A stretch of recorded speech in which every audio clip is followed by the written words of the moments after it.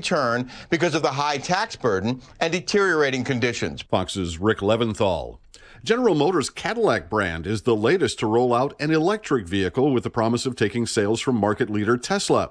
GM officials say the Lyriq midsize SUV will have a range of over 300 miles per charge, as well as technology and features to pull buyers from Tesla. The car will be available in China first and expected to be in American showrooms in 2 years.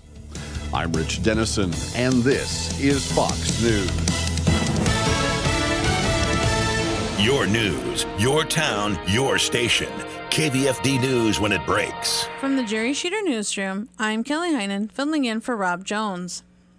Mayor Matt Bemrick recently appeared on Divine Intervention to deliver his weekly update on city business. With the dry weather, Mayor Bemrick noted that road construction projects are on schedule. He updated the public on a couple of the larger projects going on in town. We still are encouraging people to try to not consume as much water until we get some well repairs done.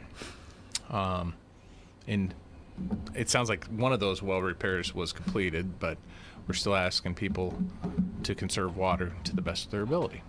They're moving right along there by the fire station and Central Avenue, so hopefully that'll keep progressing quickly. And then remember, the one-ways are dug up because we're doing a bunch of sewer work there. Right. And people have asked me why that seems to be taking so long. Well, you have to understand they're 30 foot below grade there. Bemrick also provided a short update on the mall project, noting that the northeast parking lot will start coming out and that an asbestos abatement has to be taken care of in the Pennies building before they can take that down. The annual Upper Des Moines Opportunity Back to School Bash will look a little different this year.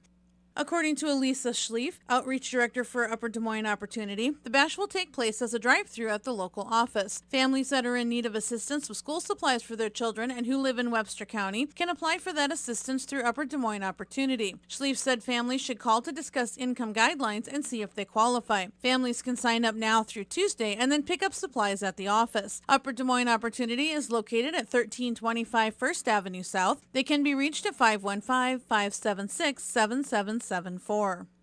In addition to the Back to School Bash, Upper Des Moines Opportunity will also host a drive-through food pantry on Wednesday, August 12th. Webster County residents can pick up food at Holy Trinity Parish between 4:30 and 6:30 that afternoon. This event takes place on the second Wednesday of every month. Holy Trinity Parish is located at 416 North 8th Street in Fort Dodge.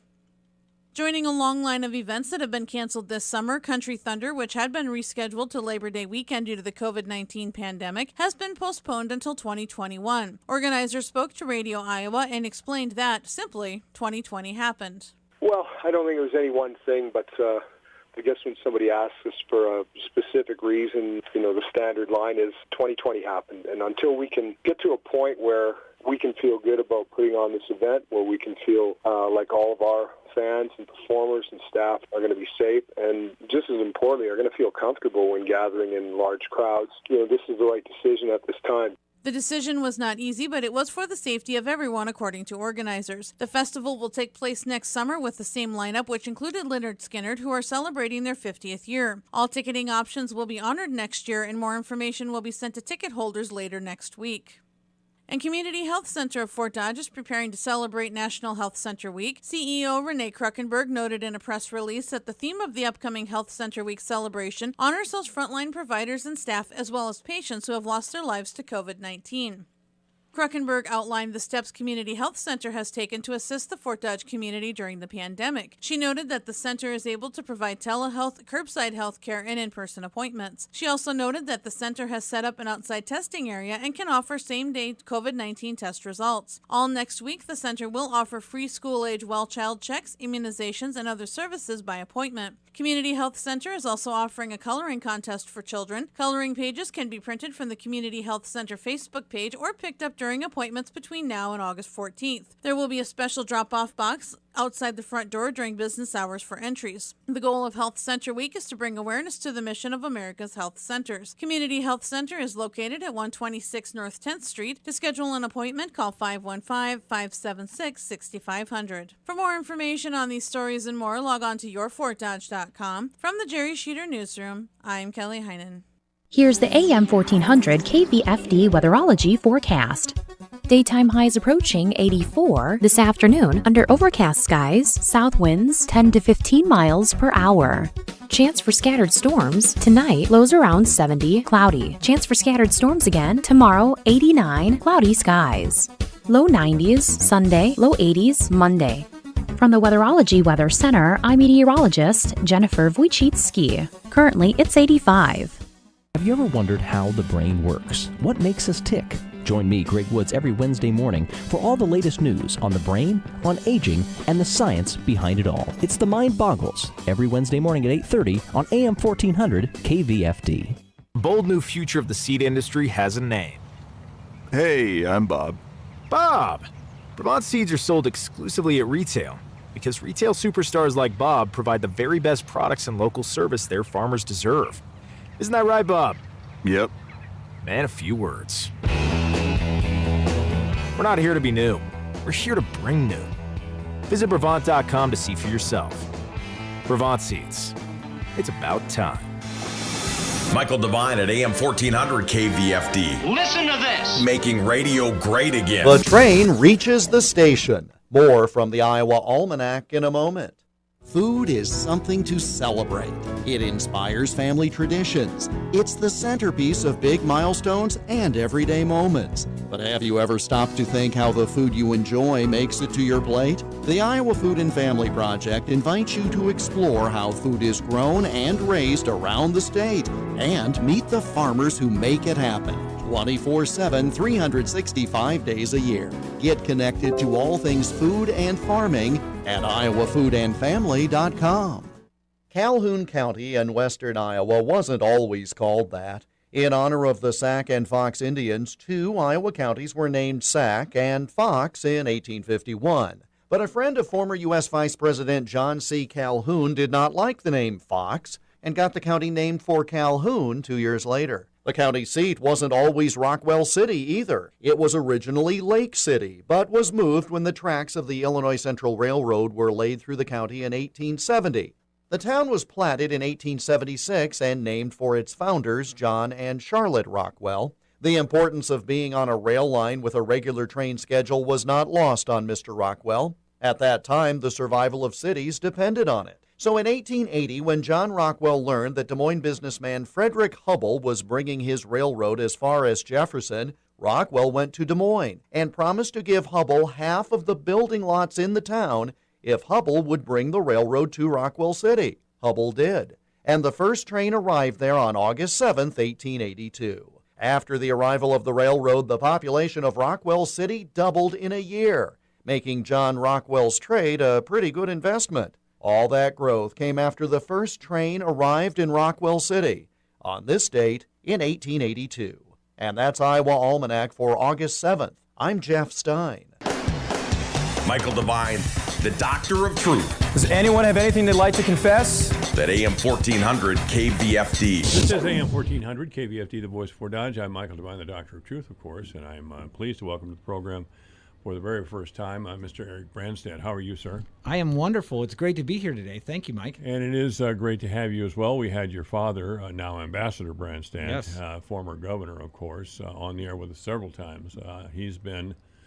He was governor almost as long as I was on the air, but he went to China, so there we go. I do want to, and I know you're with the Trump campaign now, and we're going to talk about that, of course, but I do want to ask about your dad. And we had high hopes, of course, when he was named ambassador to China. My pork producers are in here all the time. My corn producers are in here all the time. We need more trade, especially with China. Can you give us, has he told you anything that you're allowed to say as far as that issue is concerned? Let me start by saying there's no one who works harder for Iowa farmers than my dad does, number one.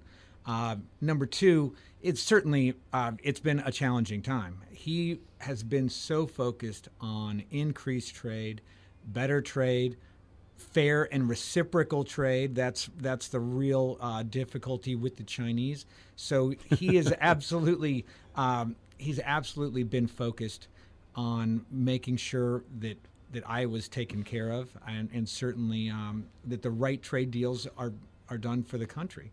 And I'm also pleased to say that he is actually coming back to Iowa today for the first time since August last year.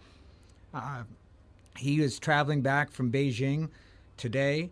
I believe lands. He flies through a couple different places, and there's some COVID security measures that he has to go through. But he lands at some point today. I'm sure I'll get that text from my mom, but he's so excited to be back in Iowa. He certainly wishes that he was going to the Iowa State Fair next week. We all do. Yeah. But, I mean, he is excited to be back. Well, he's like me. He grew up in a small little town in Iowa. Yes. You can never really get it out of us, I guess. Forest City, I mean, and actually, Dad calls me twice a day. He calls me in the morning and the night, because there's a 13-hour difference. So he's 13 hours ahead of us in Iowa. And so he calls me usually at about 7 o'clock at night when he gets up, which is the next day. And he wants to know, I mean, I'm being honest to God here. He wants to know what's going on, how are the farmers doing, how is Governor Reynolds doing, how is Senator Ernst doing, how is Senator Grassley doing. He wants to know. He needs and feeds from Iowa.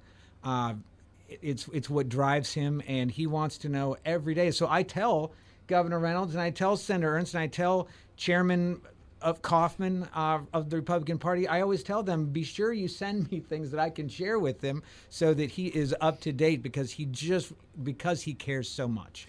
What, Mr. Eric Branstad is our guest. What's your position now? Senior advisor with the Trump victory campaign. Yep. Okay. I found it interesting. I didn't know if you heard this yet today or not, but Governor Andrew Cuomo, who's been very critical of President Trump, in fact, he's been a jerk most of the time. Andrew Cuomo now says the schools in New York State can open whenever they want to, with apparently no restrictions, and he's been banging President Trump about that, for not closing schools, for not doing this, for not doing that. And all of a sudden, he's sent up a white flag on school opening this fall. I suppose it's pressure from parents in New York.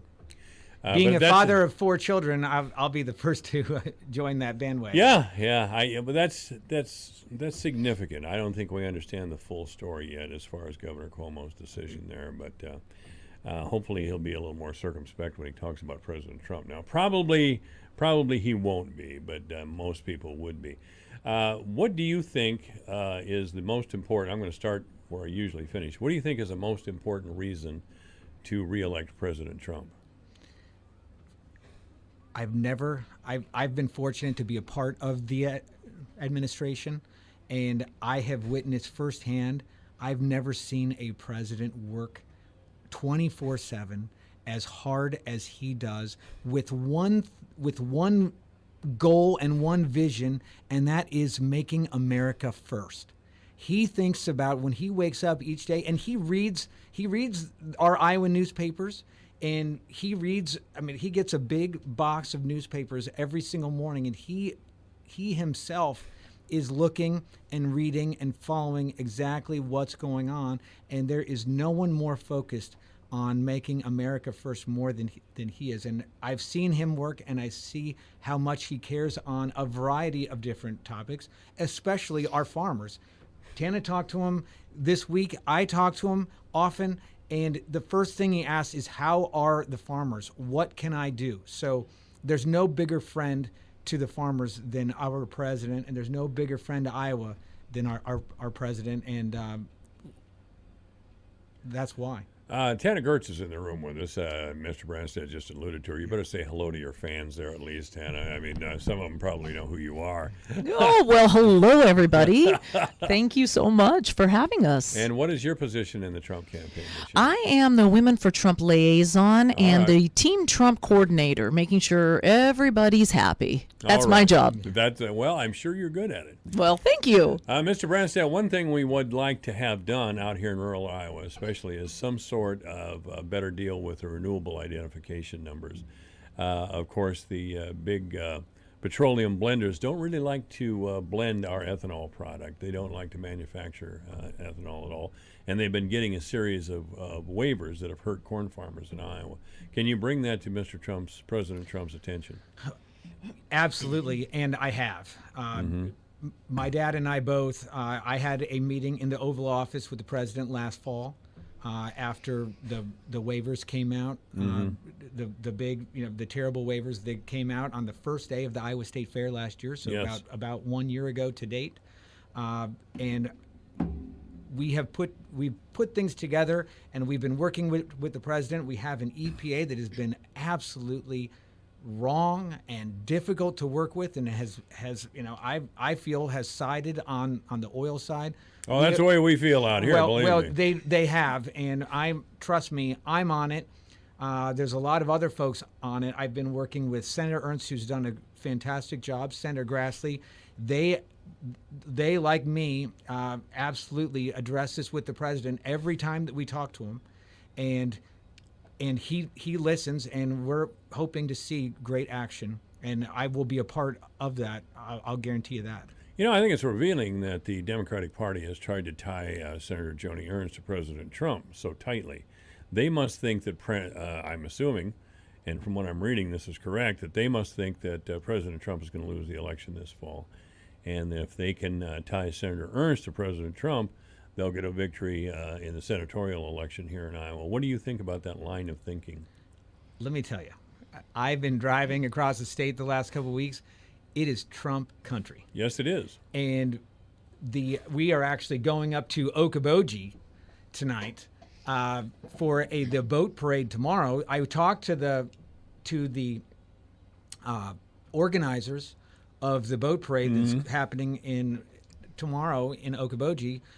Their goal when they started this was to get 50 boats a month ago. It's gone viral. They've got over 600 boats registered now, are expecting upwards of 1,000.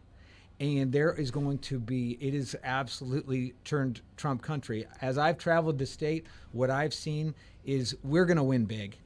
And we are not leaving any stone left unturned. And we've got the best staff, we've got the best technology, we've got the best team together that we've ever seen. And there's going to be things I can't talk about now, where I'm going to be revealing all of the fantastic things that we have. You can do that, Eric. Well, we'll carry it on the news this afternoon. I don't want anyone to copy how amazing we are, because we've got a lot coming down the road, both as far as campaign organization, and we've got a fantastic convention coming up.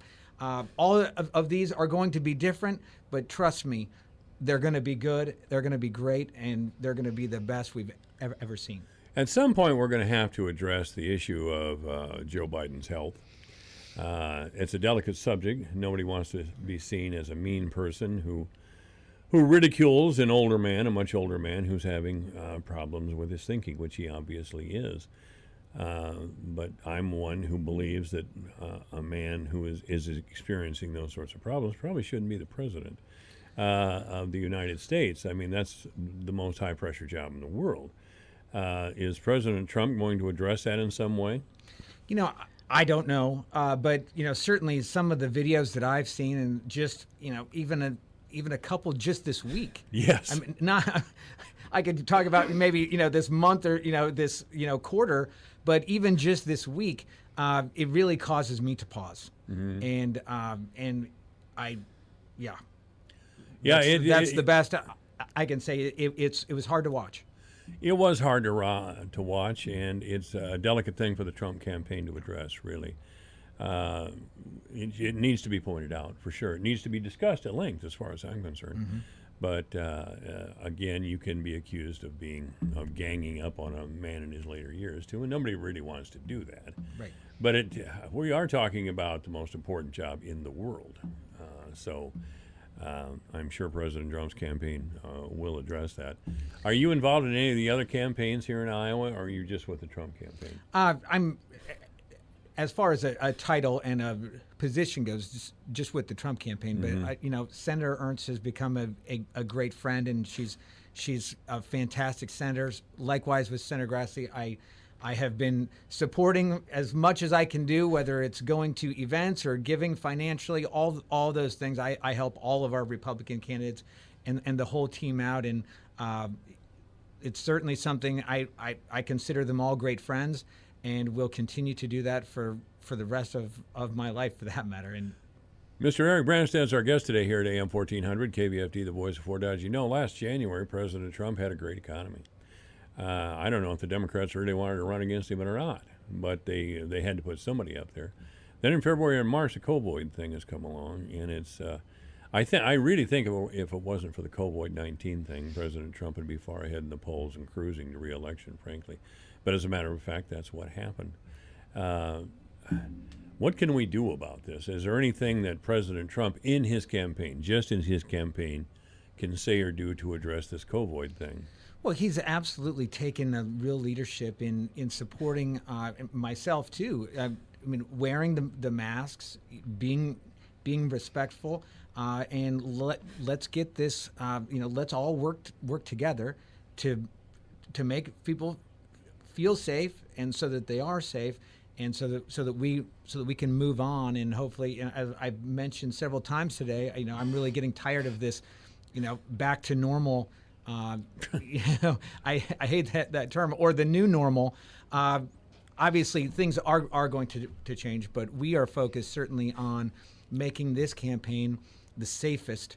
And what we've seen too is our campaign. Just in this last week, we have there's been 1.5 million door knocks across the country from the Trump victory campaign, masks on, doing it safely. 0 from the Biden campaign. I would always say too, it's that face-to-face contact. I've worked politics my whole life. Sure. And I've door knocked my entire life. Sure. And I've watched my dad door knock, especially in his legislative races, when that's what you do. And this was door knocking not in a city neighborhood, but this is up in Winnebago County where we're from. Mm-hmm. And so that's really what makes the difference, is that eye-to-eye, voter-to-voter contact. And, we are sharing and showing all of the fantastic accomplishments that the president has made over the last, almost 4 years now. And that's going to do it. And we've got some great job numbers out today, too. I haven't really had a chance to really dive deep into them.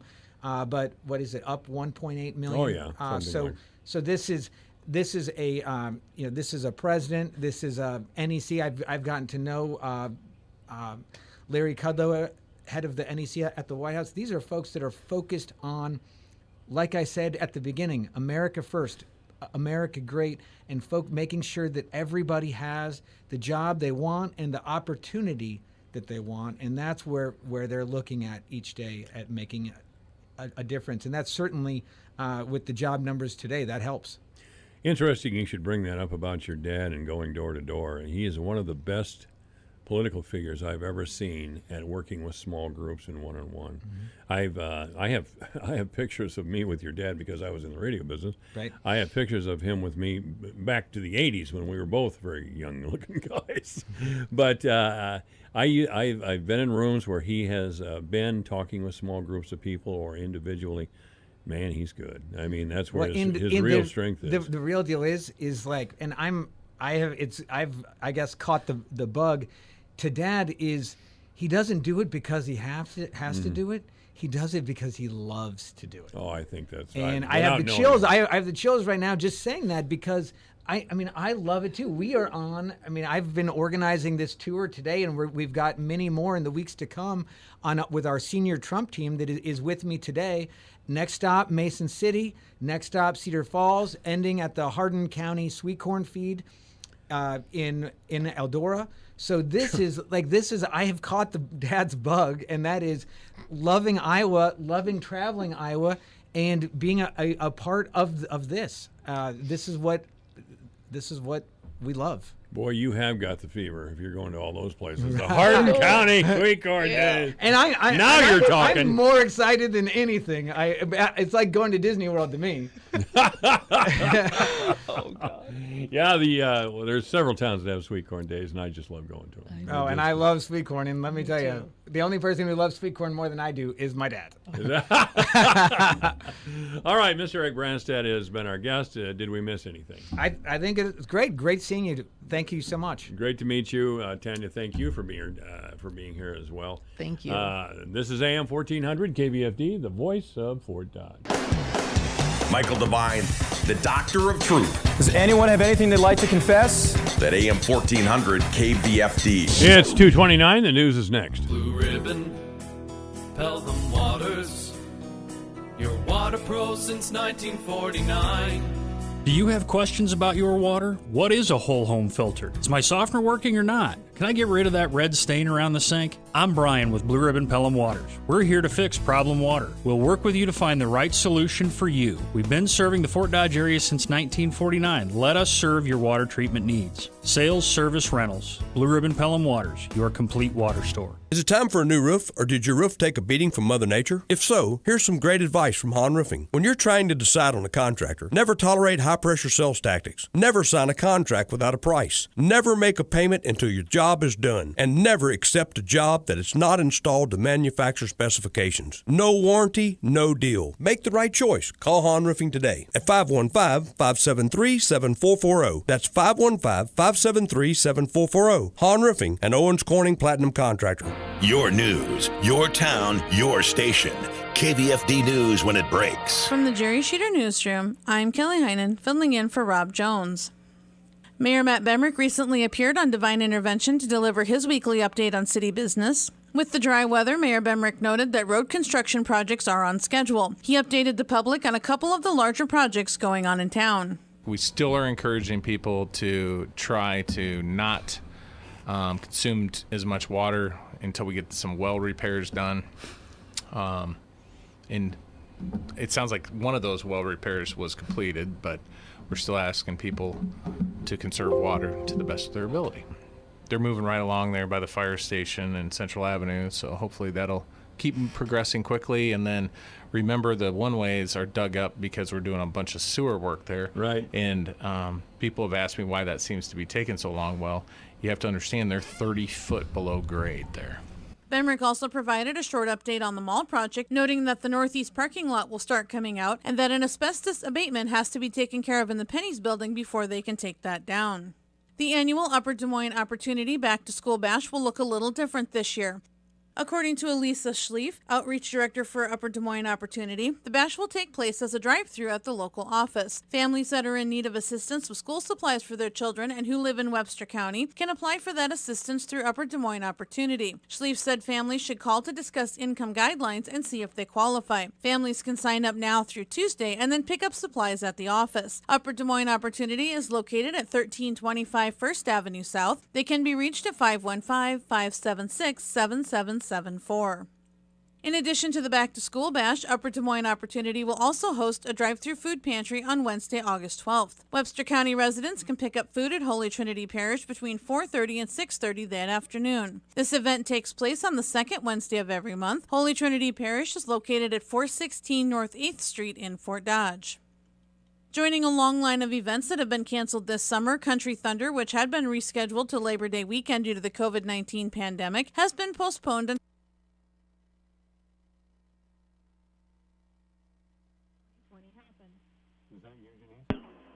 Hello.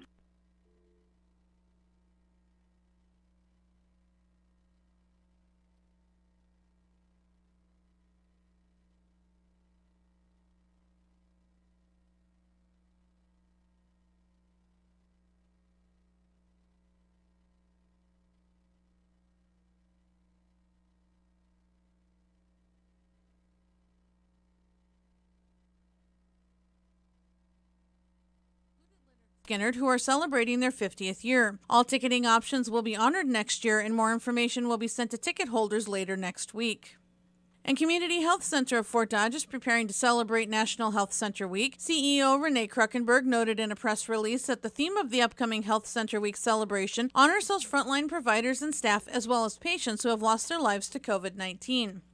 Kruckenberg outlined the steps Community Health Center has taken to assist the Fort Dodge community during the pandemic. She noted that the center is able to provide telehealth, curbside health care, and in-person appointments. She also noted that the center has set up an outside testing area and can offer same-day COVID-19 test results. All next week, the center will offer free school-age well child checks, immunizations, and other services by appointment. Community Health Center is also offering a coloring contest for children. Coloring pages can be printed from the Community Health Center Facebook page or picked up during appointments between now and August 14th. There will be a special drop-off box outside the front door during business hours for entries. The goal of Health Center Week is to bring awareness to the mission of America's health centers. Community Health Center is located at 126 North 10th Street. To schedule an appointment, call 515-576-6500. For more information on these stories and more, log on to yourfortdodge.com. From the Jerry Sheeter Newsroom, I'm Kelly Heinen. This is AM 1400 KVFD, the voice for Dodge. It's 2:34. First of all, in the weather, 85 degrees. Going to be sunny this afternoon with a high of 85. Overnight, maybe a few showers. Tomorrow morning, a chance of showers early in the morning before 7. Otherwise, sunny with a high of 90. On Sunday, sunny with a high of 92. Monday, sunny with a high of 81. Tuesday, mostly sunny with a high of 84. Wednesday, mostly sunny with a high of 88. And on Thursday, a chance of showers and thunderstorms, mostly sunny with a high of 86. Right now, again, 85 degrees. Obituaries this hour brought to you by Gunderson Funeral Home. During this challenging and unprecedented time, Gunderson's is here to serve with expert guidance and understanding to each family and their unique needs. We provide options for funeral, cremation, memorial, virtual, and webcast services, either presently or at a later date. We understand that grief does not wait. We are trained to help you walk this path to bring comfort and support. Every life deserves to be recognized and celebrated, whether it be together or afar. This is AM 1400, KVFD, the voice for Dodge. We're going to talk to the fabulous Janice Valentine in just a moment. Obituaries, again, brought to you by Gunderson Funeral Home and Cremation Services at 1615 North 15th Street, Fort Dodge. You may contact Gunderson Funeral Home and Cremation Services by calling 515-576-7128 or online at www.gundersonfuneralhome.com. Elizabeth Dewey has passed away. Elizabeth Dewey of Milford, formerly of Fort Dodge, died on Tuesday at Acura Healthcare in Milford. There will be a graveside service for Liz Dewey, and that'll be at 10:30 in the morning next Monday, August 10th, at Memorial Park Cemetery. Liz Dewey of Milford has passed away. Obituaries this hour brought to you by Gunderson Funeral Home and Cremation Services at 1615 North 15th Street, Fort Dodge. You may contact Gunderson Funeral Home and Cremation Services by calling 515-576-7128 or online at www.gundersonfuneralhome.com. Michael Devine and Janice Valentine, now at AM 1400 KVFD. Wow, that sounds so cool. How you doing, Janice? I'm fabulous, Mike. How about you? You're always fabulous. The fabulous Janice Valentine is an attorney here in town. She practices primarily in workers' compensation and personal injury. There is no fee for first consultation with Janice Valentine. She's at Valentine Law Office PC, jvalentine@valentinelaw.net. You can call her on a landline. Yes, a landline. 515-955-5544. She's at 415 the Boston Center, 809 Central Avenue here in Fort Dodge, or at www.valentinelaw.net. Of course, she is a longtime contributor to this program, which makes her even more important. So we had it was a surprise to me yesterday to have Charles Clayton in here late in the day to announce that he was going to run for the House of Representatives, the seat now held by Representative Ann Meyer. Frankly, Janice, for this one, I admire Charles, and I certainly have a lot of respect and affection for Charles, and I feel exactly the same way about Ann Meyer. So this is not going to be a tough one for her. It's going to be a tough one for our community. But I know where I'm going to vote, and I know how I'm going to vote. I'm not going to say because I don't want to sink either candidate, Janice. So, but you know what I'm talking about. This is I know you know Charles. I know you know Ann, and yeah, this is going to be a tough one for a lot of people in town. But in a great way. I mean, as opposed to our presidential race, we have to choose between two good candidates. I mean, that's a good problem to have. You hit the nail right on the head there. I mean, I've been talking a lot about President Trump, and I know Joe Biden hates the Bible and he hates God. So there we go. That was something President Trump said yesterday in Oklahoma. Joe Biden, he hates the Bible and he hates God. And I thought, yeah, that's probably true. It's gotten to the point where he can't open his mouth without saying something that you just have to shake your head at. And that's sad. That's really sad. I'm not seeing Biden. I'm sure that might not be much better with him. So it's It's too bad. Maybe we need to get Ann and Charles to run for president. Maybe we could do that. Well, I do want to announce again, and I've made this known to both Representative Meyer and Charles Clayton, that every Thursday between 4:30 and 5, they can come in here together or individually and make their case to be our next representative. Actually, I would prefer if they came in individually, so we don't get an argument going. And by that, I mean I have to interject myself into the conversation. I was just going to say, I think Charles and Ann would conduct themselves just fine. It would be you I would be worried about.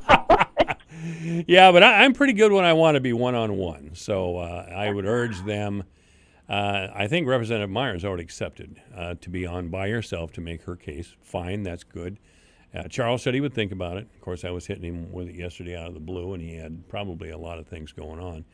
Because I know this. Yeah, I had no idea that was coming. I mean, and again, like I say, I think it's great news for the community and our district at large because we have solid representation, and that's a positive thing for the area to have. I do as well, and I am pleased that we'll have a real choice. You know, everybody knows where Charles is, and I think most people know where Ann is. I wouldn't give credit for more compassion to either of them. They have Ann being a nurse for all these years, of course, and Charles over at APHIS trying to save the lives of young people before they take the wrong turn. I mean, they've both led very, very admirable lives. So I look forward to seeing them make their case and deciding each person on their merits. No white men in this race, by the way. No white guys, and it's a great race. And we can't overlook the fact that the courage that it takes to just put yourself out there. It really does. It does. There's a reason not many people do it. Yeah, and I'm about to bring one up. Charles was in here yesterday, and he's mentioned to me in the past that he's had a felony conviction. And I never asked him any further about it because frankly, Janice, a lot of people I know had felony convictions. But I asked him yesterday, what's with this felony? And he said when he was 19 years old, and I don't remember which part, I don't think I asked him which part of town he was living in. When he was 19 years old, it was New Year's Eve, and he took a rifle. He took a rifle out in the street or out in his yard or something and fired it in the air in celebration of New Year's Eve. Now, frankly, in the South and Southeast, that's practically mandatory. Everybody celebrates New Year's Eve that way. I mean, you can look up Atlanta or some of the major cities of the South on New Year's Eve, and they're shooting out off guns of various types and calibers on New Year's Eve. Nobody says anything about it. It's really not a tradition that we have here in Iowa, and that's okay with me, by the way. People may have had a few drinks New Year's Eve, and I don't know if I want them out in the street shooting guns. But anyway, Charles was arrested and was under some sort of state supervision for almost a year. I mean, he did 4 months incarcerated, and I think he was in a halfway house. I mean, to make a long story short, the punishment was way out of proportion to the crime as far as I'm concerned. Do you know anything about this particular law or ordinance that would require somebody to be arrested for firing a rifle in the air on New Year's Eve? I don't know the law. It would be interesting to actually read it, but I think it highlights discussions that we've had previously about the disparity in race and how people are charged. I'm pretty sure if you or I shot a gun in the air on New Year's Eve, I don't want to test this out because I won't be shooting a gun up in the air anytime soon, but I'm pretty sure if you or I would have done that, an officer, even if we would have gotten caught, an officer at most would have said, what the hell are you doing? Get back in your house. Right. Go home. You're done. And you take a young 19-year-old African-American, and it looks totally different sometimes to law enforcement. And I don't know the circumstances. Obviously, things have changed dramatically, I think, in Fort Dodge itself in terms of the interactions with law enforcement. So I would like to think today it wouldn't go down that way. But I'm with you. At first, everyone thinks felony. Oh, my gosh, it's a felony. He must be really bad. And then you hear what it is, and you just go, what? I mean, why is that even a felony? Well, I had to ask. And again, I'm not encouraging people to unload firearms within city limits, and I'm sure that has something to do with it, that it was within city limits. But in the same token, when there's no one injured in the event, you would think rather than saddling somebody with a criminal record, not to mention incarceration, that you would take a bigger picture look at this and think about what the real harm was and act accordingly to that. Well, of course, there's going to be news sources, including me, frankly, that will check the records on Charles Clayton's arrest all those years ago. But I'll tell you, it was in the early 90s, and I was living here. Were you in town by 1992? I suppose you were. That's the year I came to town. Yeah, it was 1992. I remember meeting you at the Sertoma Club, but you vanished and left us all for Rotary. We were all heartbroken. But anyway, yeah. Well, if that is as simple as it is that he just fired a rifle into the air to celebrate New Year's Eve, and he was under law enforcement supervision for a year, that's flat out racist. If the story can be interpreted a different way, well, then we'll have to have a different conversation. But I don't know why Charles Clayton would lie. I just don't see that in him, you know. I'm a fairly good, I like to think I'm a real good judge of human character and personality, and Charles just doesn't fit that mold. So if that is the case... Well, and like you say, it's nothing's a secret anymore. That's right. I mean, you can't make up the past anymore because we have computers. Yes, we do. All those things. So yeah, I'm convinced that Charles is telling the truth as he sees it, and if that's the case, then we had real serious racism in the early '90s in Fort Dodge, and I'm sick about that. I will say that we have had racist incidents in Fort Dodge, and I've been talking for years, Janice. I know you don't listen to me all the time. You really should, but you don't. I have been talking for years, and I've seen it in the paper time and time and time again. Some middle-aged woman, white woman, looks nice in a photograph. She'll be arrested for embezzling $300,000 or something from her employer or from the county she works for, or whatever, or very high dollar theft, and she'll cry all over the courtroom, and she'll get sentenced to probation and to live with her mother or some doggone thing. However, if there's a 19-year-old black kid with 3 cocaine rocks in his pocket up by the theater, he's going to jail, and that's today. So yeah, we would need a little criminal justice reform. The overemphasis on punishing drug offenders, we need to back that off a little bit and pay more attention, frankly, and send a much better message to attractive women who steal hundreds of thousands of dollars. Well, and let me say, if a judge sentenced me to live with my mom for any period of time, I'd rather be incarcerated. Let's just put it that way. Well, you're talking big now because you know the signal doesn't get over to your mom. You wouldn't say that if we were in Carroll. Janice Valentine's our guest. She's a local attorney. This is AM 1400 KVFD, the voice of Fort Dodge. Eric Branstad, former Governor Branstad, Kurt Ambassador's Branstad's son, he looks to be well into his 40s, maybe 50 years old now. He was just on, and we talked a little bit about, he's with the Trump campaign, of course, and we talked a little bit about the upcoming campaign. Now, there's all kinds of gaffes that President Trump has had that the Democrats will play in their advertising commercials. It's already getting pretty brutal out there. But the fact of the matter is, Joe Biden seems to be hidden in a basement. And when he does come out, he has a tendency to, well, he said something silly and racist here just the other day.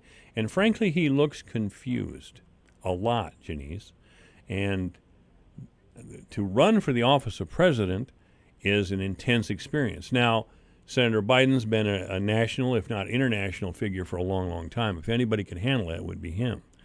But age does take a toll. How do we, as decent people who, and I don't want to say, well, you're a little goofy because of your age, so you cannot run for president, or I don't want to pick you for president. But the fact that Vice President Biden is showing signs of mental lapses due to his age has to be addressed somehow in a public forum. You have any suggestions how we do that? Well, I'm curious how the debates will go down. I think it might elucidate some issues on both sides. Because have you seen this interview? I think it's called Axios. Have you seen the interview that a Swan reporter did with President Trump? And that was anything but, that was not sane. I mean, that was not a sane conversation. It wasn't sane. So I guess what I'm saying is I think we're just going to have to look at both candidates, and then everyone's going to have to make their own evaluation and judgment on that. Because I don't think there is going to be any clear answer in terms of the mental status of either of them. I guess, we have a 4-year track record of one, and we have a very limited exposure to the other, particularly recently. But I kind of get that because everything is kind of shut down, and I applaud anyone not trying to do big rallies right now. I'm curious how this whole Sturgis experience is going to go, but that's a whole different ballway. But anyway, I don't know if there's any certain way, because obviously it may be in the eyes of the beholder to get that evaluated. And I don't know at this point in time if anyone in the country would believe anyone if you said, well, Trump was evaluated and found sane, or Biden was evaluated and found sane. I just don't think people have trust in that anymore. And so I don't know that there's really any merit to it. I think we as people are going to have to pay attention to the dialogue that happens between the two candidates and see how that fits for us. Well, again, and I've talked about this since the 2016 election, the two-party system has us in a stranglehold, and we can't seem to escape it. They keep putting forth these candidates that nobody really likes. Nobody really liked Hillary Clinton, and certainly nobody really liked Donald Trump. So guess what, Janice? We got somebody that nobody really likes as president of the United States. And some would argue, well, Hillary would have done better. Maybe she would have. I don't know. Maybe she wouldn't have made my life any better. And as a matter of fact, the two candidates I'm looking at now, I don't think my life is going to be any different at all after this election, no matter who wins. I'm still going to vote because I grew up in an age where that was an obligation. So I'm going to vote, but for God's sake, can't we get better candidates? Can't we have better parties?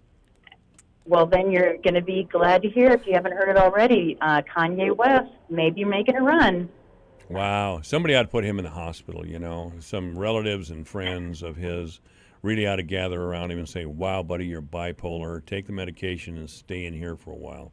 Because Kanye, I'm not the Kanye West generation, so I understand a lot of people think he's a great artist, and okay, that's fine, that's cool. But I don't know what the hell he's doing. I really don't. He's in the Oval Office sitting on the desk with his Trump hat on, Make America Great hat on. And Trump's sitting at the desk, by the way, as well, sitting at his desk. But Kanye's on the desk. So I don't know what's going on there. Those are two very bizarre personalities as far as I'm concerned.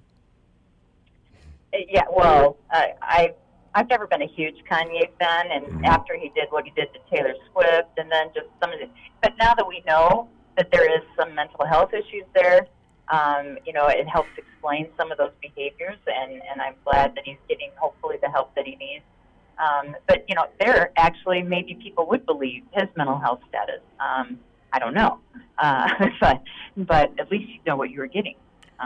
Yeah. Yeah. Yeah, that's something. You'd have a diagnosis there. This is, I've kind of been around a long time now, Janice, and these last years have been the strangest. I thought Richard Nixon was a bizarre figure. I was a kid when he was president, but Richard Nixon and all his band of idiots couldn't hold a doggone candle to Trump, and frankly, some of the Democrats as well. I mean, Beto O'Rourke. Right. Beto O'Rourke. Well, and think if Nixon would have happened with social media. Say that again. I'm sorry. If Nixon would have happened with social media being around. Oh, yeah. It would have, yeah. I mean, that's a huge factor in what we're seeing today is In fact, I had this dialogue earlier with an attorney colleague, how our Facebook feeds are just so divided and mean-spirited. People that you know that you thought were just normal, friendly people are extremely aggressive and angry, mean when it comes to their posting, and we need to take it down a notch. And I'm going to be curious how many friends I have left on my Facebook by the time November rolls around. By the way, ladies and gentlemen, you are listening to a woman who has the power of motherhood over me for some reason. I'm older than she is. But if Janice sees a post that she doesn't like of mine on Facebook, she admonishes me, and I take it down. My God. What's happening to me? I do want to bring up the subject of power here today. Power, who controls it, how it should be used. It's one of my favorite topics. And we're going to talk about Johnson County.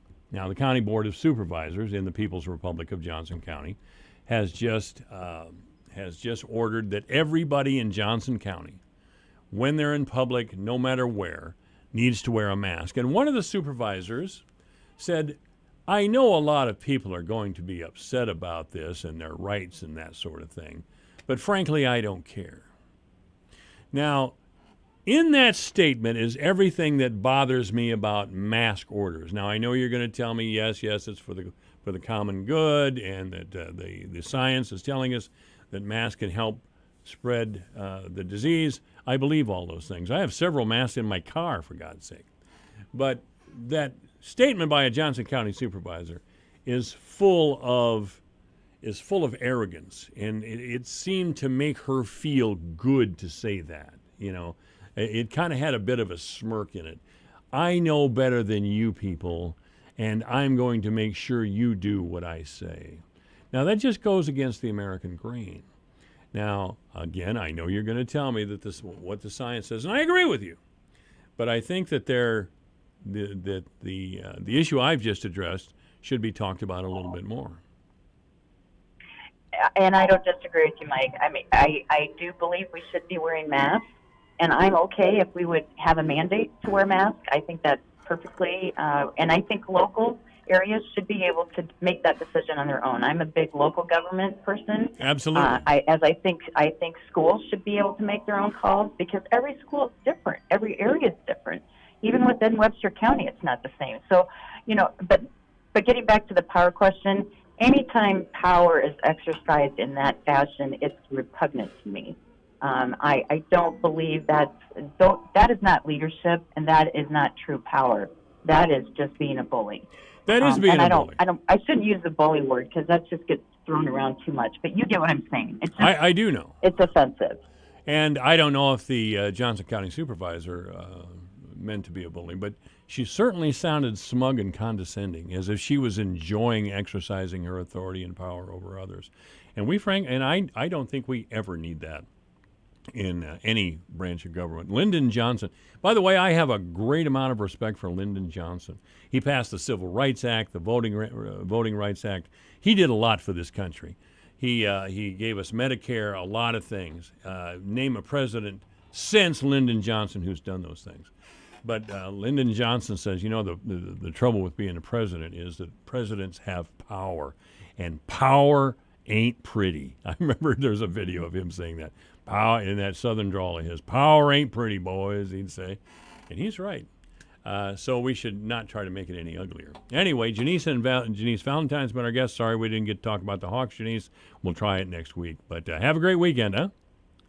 Likewise. Be safe out there. All right. This is AM 1400 KVFD, the voice of Fort Dodge. Thinking about life insurance? What if you could make one free phone call and learn your best price from nearly a dozen highly rated, price-competitive companies? Well, that's exactly what happens when you call SelectQuote Life. For example, George is 40.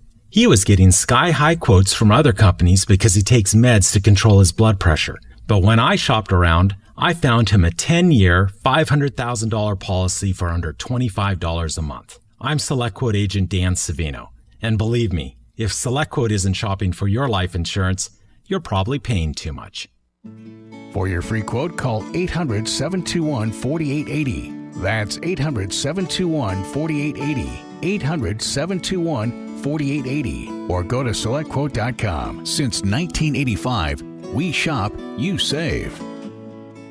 Get full details on the example policy at SelectQuote.com/commercials. Or price could vary depending on your health, issuing company, and other factors. Not available in all states.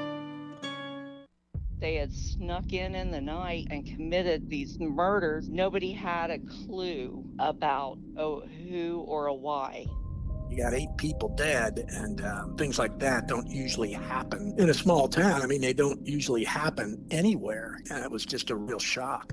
4+ years after these murders, and they couldn't have written a more sinister story than what's playing out in Pike County, Ohio right now. Listen to the Piketon Massacre wherever you get your podcasts. All right, this is AM 1400, KVFD, the voice of Fort Dodge. Thanks to Janice Valentine and Mr. Eric Branstad. The news is next at 3 o'clock, KVFD, Fort Dodge, Iowa. Your news, your town, your station. KVFD News when it breaks.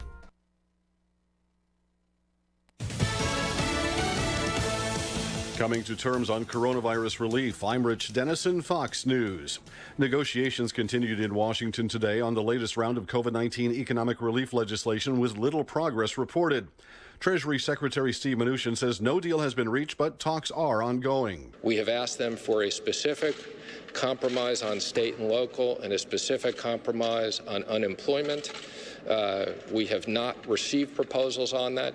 Let me just say, as I said before, I think there's other areas we have made a lot of progress on. House Speaker Nancy Pelosi says the White House and Republicans need to increase funding on several issues. President Trump says he may use his executive powers to extend unemployment, halt evictions, defer student loan repayments, and temporarily cut payroll taxes if no deal is reached. There are now more than 5 million confirmed coronavirus cases across the country. U.S. COVID-19 deaths now account for roughly 1/4 of all fatalities around the world. There are grim predictions for the U.S. as experts say coronavirus could continue its strong hold well into the winter. Over 160,000 Americans have now died of the coronavirus, and the latest projection has the U.S. reaching nearly 300,000 COVID-19 deaths by December 1st. And while infections are decreasing in hotspots like Florida, Texas, California, and Arizona, 11 states are now considered new hotspots, including Colorado, Missouri, Mississippi, and Ohio. Fox's Brian Yennis. A federal appeals court today ruling against the Trump administration in its efforts to block House Democrats from enforcing a subpoena for former White House counsel Don McGahn. Congressional investigators want McGahn to answer questions about whether President Trump obstructed the special counsel's investigation into Russian election meddling. The administration is expected to take the matter to the Supreme Court. America is listening to Fox News. Progressive Motorcycle presents Road Wisdom from the Motor. Half man, half motorcycle. You grab life with both hands. And you grab your bike with both hands. Both hands. Therefore, bike is life. Figuratively speaking. Progressive Motorcycle also presents Roadside Assistance. Progressive Motorcycle for those who were born to ride. Progressive Casualty Insurance Company and Affiliates. So who is your wireless provider? AT&T, Verizon, T-Mobile? The average person is saving $400 a year by switching to Pure Talk USA. Pure Talk is on the same network, same towers, just 50% off in terms of price. Right now, get unlimited talk, text, and 2 gigs of data for just $20 a month. Switch to Pure Talk today. Now, from your cell phone, dial pound 250 and say Pure Radio. That's pound 250, Pure Radio. Pure Talk USA, simply smarter wireless.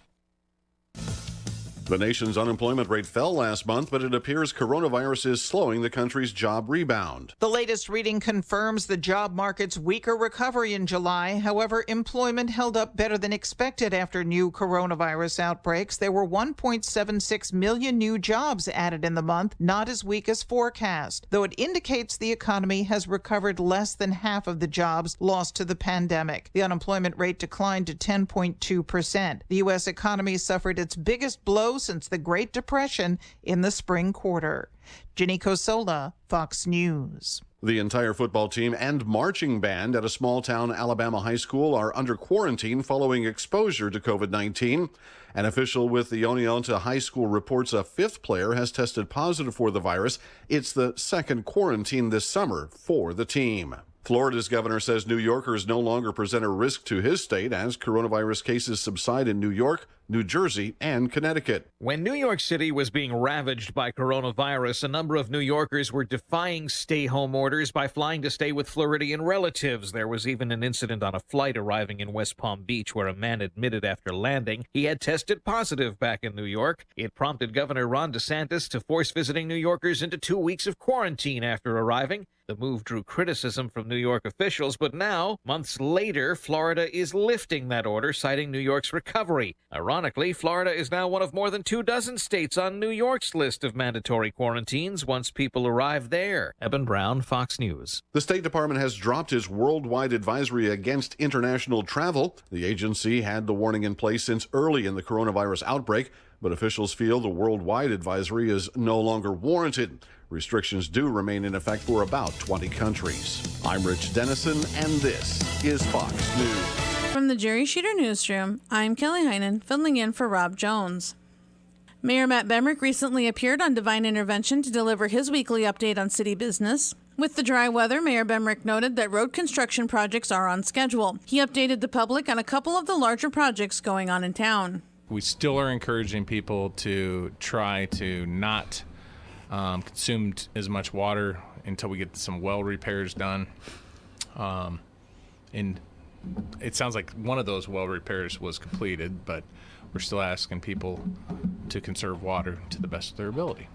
They're moving right along there by the fire station and Central Avenue, so hopefully that'll keep progressing quickly. And then remember, the one-ways are dug up because we're doing a bunch of sewer work there. Right. And people have asked me why that seems to be taking so long. Well, you have to understand they're 30 foot below grade there. Bemrick also provided a short update on the mall project, noting that the northeast parking lot will start coming out and that an asbestos abatement has to be taken care of in the Pennies building before they can take that down. The annual Upper Des Moines Opportunity Back to School Bash will look a little different this year. According to Elisa Schlief, Outreach Director for Upper Des Moines Opportunity, the bash will take place as a drive-through at the local office. Families that are in need of assistance with school supplies for their children and who live in Webster County can apply for that assistance through Upper Des Moines Opportunity. Schlief said families should call to discuss income guidelines and see if they qualify. Families can sign up now through Tuesday and then pick up supplies at the office. Upper Des Moines Opportunity is located at 1325 First Avenue South. They can be reached at 515-576-7774. In addition to the Back to School Bash, Upper Des Moines Opportunity will also host a drive-through food pantry on Wednesday, August 12th. Webster County residents can pick up food at Holy Trinity Parish between 4:30 and 6:30 that afternoon. This event takes place on the second Wednesday of every month. Holy Trinity Parish is located at 416 North 8th Street in Fort Dodge. Joining a long line of events that have been canceled this summer, Country Thunder, which had been rescheduled to Labor Day weekend due to the COVID-19 pandemic, has been postponed until 2021. Organizers spoke to Radio Iowa and explained that, simply, 2020 happened. Well, I don't think it was any one thing, but I guess when somebody asks us for a specific reason, the standard line is 2020 happened. And until we can get to a point where we can feel good about putting on this event, where we can feel like all of our fans and performers and staff are going to be safe, and just as importantly, are going to feel comfortable when gathering in large crowds, this is the right decision at this time. The decision was not easy, but it was for the safety of everyone, according to organizers. The festival will take place next summer with the same lineup, which included Lynyrd Skynyrd, who are celebrating their 50th year. All ticketing options will be honored next year, and more information will be sent to ticket holders later next week. And Community Health Center of Fort Dodge is preparing to celebrate National Health Center Week. CEO Renee Kruckenberg noted in a press release that the theme of the upcoming Health Center Week celebration honors those frontline providers and staff as well as patients who have lost their lives to COVID-19. Kruckenberg outlined the steps Community Health Center has taken to assist the Fort Dodge community during the pandemic. She noted that the center is able to provide telehealth, curbside health care, and in-person appointments. She also noted that the center has set up an outside testing area and can offer same-day COVID-19 test results. All next week, the center will offer free school-age well child checks, immunizations, and other services by appointment. Community Health Center is also offering a coloring contest for children. Coloring pages can be printed from the Community Health Center Facebook page or picked up during appointments between now and August 14th. There will be a special drop-off box outside the front door during business hours for entries. The goal of Health Center Week is to bring awareness to the mission of America's health centers. Community Health Center is located at 126 North 10th Street. To schedule an appointment, call 515-576-6500. For more information on these stories and more, log on to yourfortdodge.com. From the Jerry Sheeter Newsroom, I'm Kelly Heinen. Here's the AM 1400 KVFD weatherology forecast. Daytime highs approaching 84 this afternoon under overcast skies, south winds 10 to 15 miles per hour. Chance for scattered storms tonight, lows around 70, cloudy. Chance for scattered storms again tomorrow, 89, cloudy skies. Low 90s Sunday, low 80s Monday. From the Weatherology Weather Center, I'm meteorologist Jennifer Wojcicki. Currently, it's 84. I'm Phil Gunderson. Gunderson's has a tradition of providing services unmatched in our community. Funeral, cremation, and pre-planning services with certified celebrants on staff, aftercare, video, and customized printed goods that are the standard. We offer live streaming options and community support with remembrance and educational programs. When it's time to look for a funeral home, look to Gunderson's. Gunderson Funeral Home and Cremation Services. Divine at AM 1400 KVFD. Listen to this. Making radio great again. More from the Iowa Almanac in a moment. Food is something to celebrate. It inspires family traditions. It's the centerpiece of big milestones and everyday moments. But have you ever stopped to think how the food you enjoy makes it to your plate? The Iowa Food and Family Project invites you to explore how food is grown and raised around the state and meet the farmers who make it happen. 24/7, 365 days a year. Get connected to all things food and farming at iowafoodandfamily.com. Calhoun County in western Iowa wasn't always called that. In honor of the Sac and Fox Indians, 2 Iowa counties were named Sac and Fox in 1851. But a friend of former U.S. Vice President John C. Calhoun did not like the name Fox and got the county named for Calhoun 2 years later. The county seat wasn't always Rockwell City either. It was originally Lake City, but was moved when the tracks of the Illinois Central Railroad were laid through the county in 1870.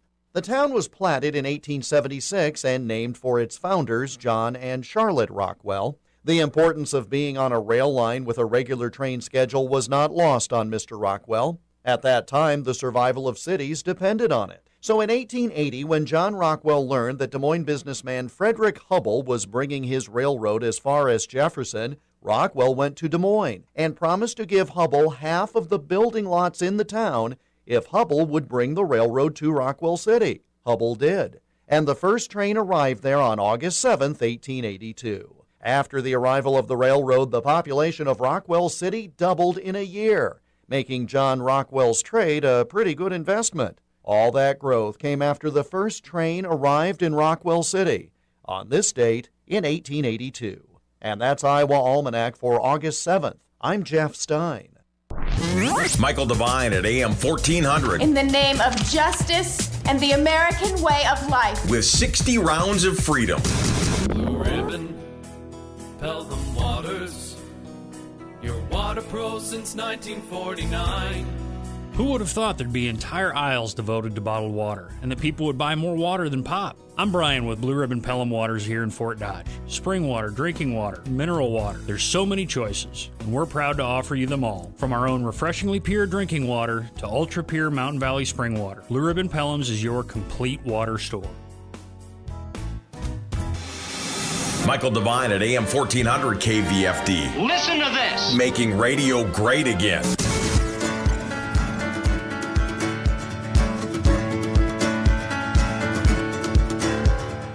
On this edition of the Iowa Business Report, Is that the world that I really want to go back to, where I only look at other individuals as germ-carrying pathogens and not as a human being, Joe, Frank, Jill, Bob? Can remote work be hampering communication between team members and hurting business? There are ways to avoid that. The Iowa Rural Summit will be held virtually this year, and you'll learn about an Iowa business which shifted its focus due to COVID-19 and expanded its customer base. This is the Iowa Business Report for the second weekend of August, 2020. The Iowa Business Report is presented with support from the Iowa Association of Business and Industry. The Iowa Association of Business and Industry has been the voice of Iowa business since 1903. Learn more online at iowaabi.org. Here is Jeff Stein. Regardless of one's job, you probably found yourself separated from coworkers and colleagues this year due to the novel coronavirus. Some may find that to be the case for months to come, or perhaps permanently. But working remotely includes some inherent communication problems that could adversely affect your business. Clint Paget is the president and CEO of Project Success and author of the forthcoming book, How Teams Triumph, Managing by Commitment. It's really about human nature, to be honest. And even when we're working all together in the same office, if you think back to 6 months ago, it seems like longer than that, but it's not. And people had a tendency, even within the same walls, to not walk down the hallway and ask you a question. What they would do instead is shoot you an email, send you a text. Maybe if they did call you, they really hoped you didn't pick up so they could leave a voicemail. I mean, how many times have you heard, I didn't expect you to answer, right? And the problem we have with that is that's not really having a conversation. And what you want is to have a conversation. What we're doing in that first example was really communicating.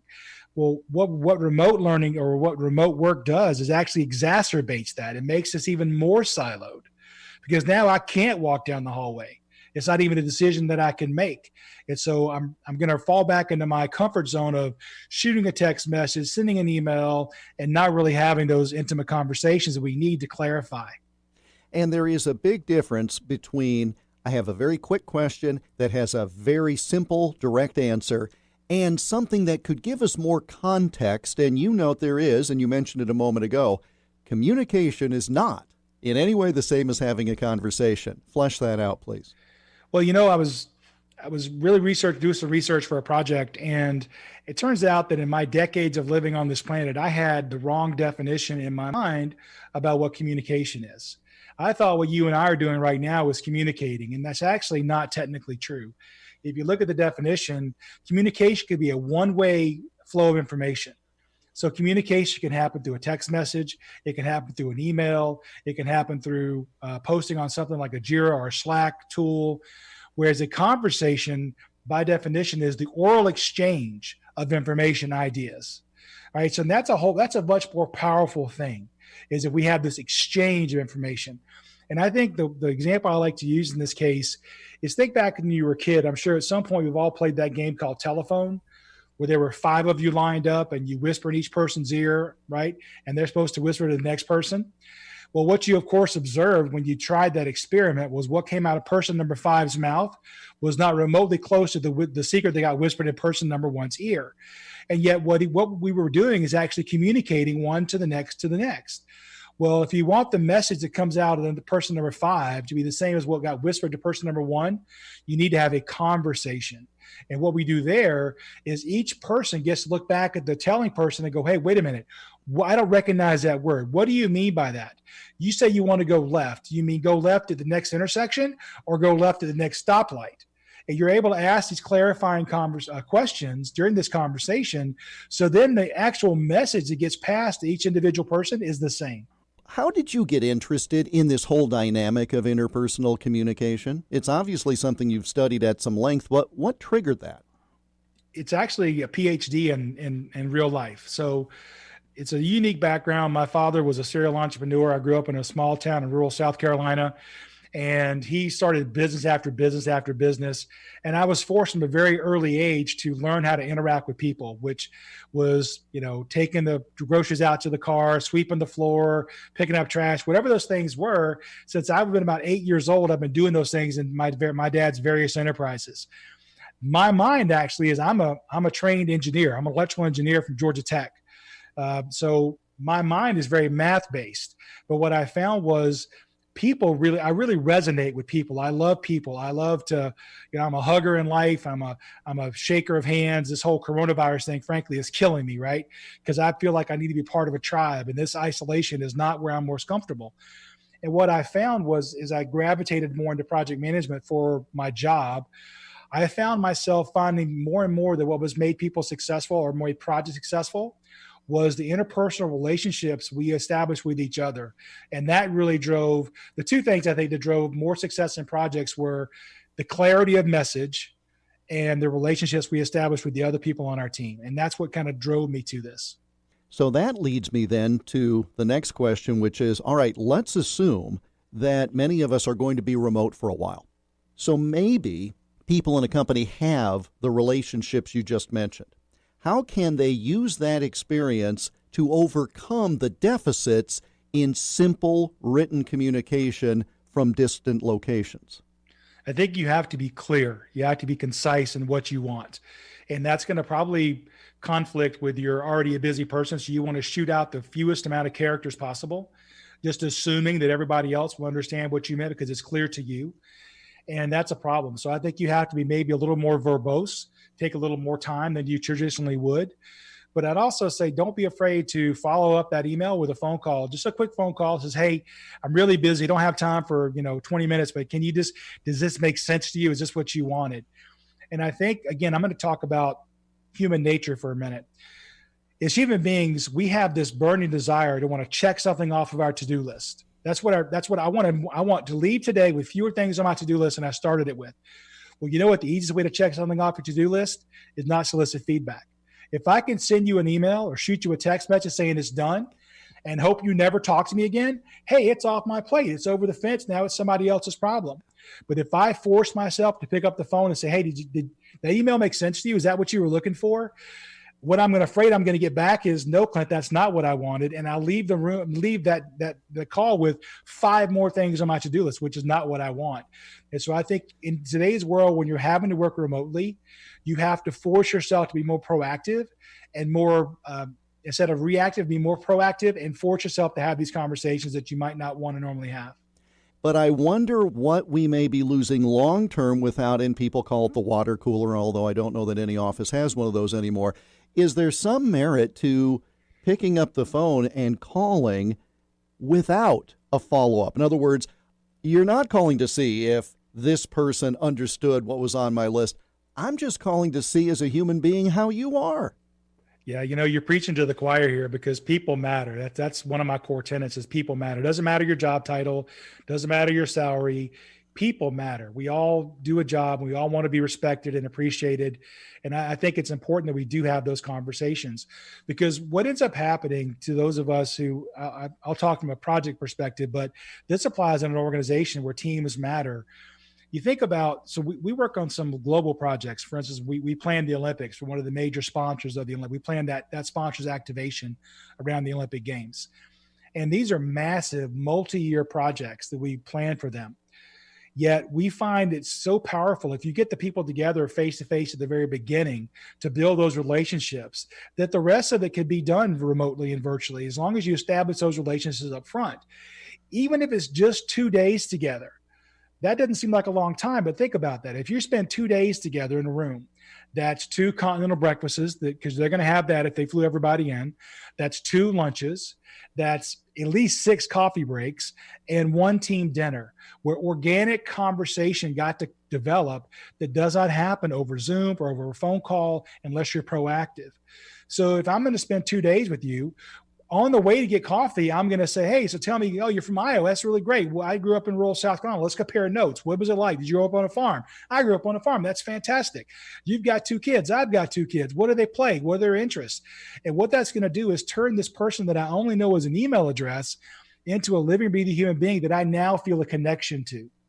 and I can leverage that connection for the rest of the project. So what that, to answer this long answer to your short question, but it is, if you are going to be remote, then it does make perfect sense. And I had this question earlier. Somebody asked me, what if I'm new to the organization and I haven't had a chance to be face-to-face, and that's not going to be for the next, at least foreseeable future? Then I think you hit it right on the head. Pick up the phone, or actually, ideally, schedule a Zoom call so I do get the face-to-face and I get to put a name with a face, and just say, hey, I just need 10 minutes of your time, new to the organization, just want to get to know a little bit about who you are, introduce myself. And that's it. There's no hidden agenda. It's just, I want to establish a connection. Clint Padgett of Project Success and author of How Teams Triumph, Managing by Commitment. He's online at clintonmpadgett.com. Still to come, solving rural concerns virtually and shifting products and customers during a pandemic. You're listening to the Iowa Business Report. Though many Iowans have been working from home lately, roughly 80% of Iowa's workforce has still been reporting for duty as normal. I'm Mike Ralston of the Iowa Association of Business and Industry, inviting you to join me in thanking Iowa's manufacturers, healthcare workers, and first responders for their efforts during the pandemic. Working together, Iowa will be back soon, stronger than ever.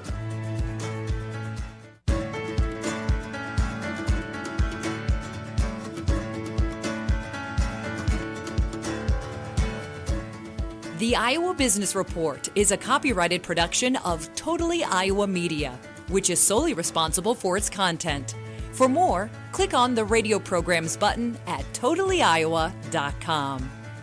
Earlier this year on this program, we spoke with Bill Menner, Executive Director of the Iowa Rural Development Council, about the 4th Iowa Rural Summit, which was then scheduled to be an in-person spring event.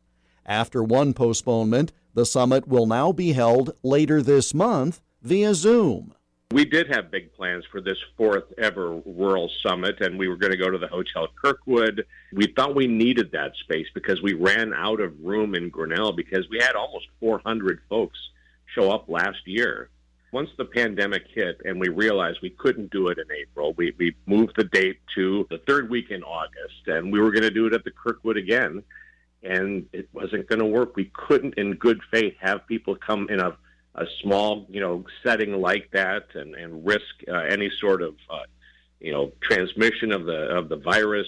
So we have decided to do it virtually. While we have scaled back the agenda somewhat because we don't think folks can sit in a chair for 2.5 full days, we have pulled out what we think are the best sessions that we were going to plan in person. And we're going to do them over the computer, and it'll be a cyber summit. But I'm excited for what we're going to be sharing, and we have tweaked the agenda in such a way that we think if you're attending, whether you just live in a small town or whether you're a leader in a small town or want to help develop a small town, you're going to have some takeaways that even at this time of COVID are going to be beneficial. Bill Menner of the Iowa Rural Development Council, online at irdc.org. Coming up, a change in products due to COVID-19. You're listening to the Iowa Business Report.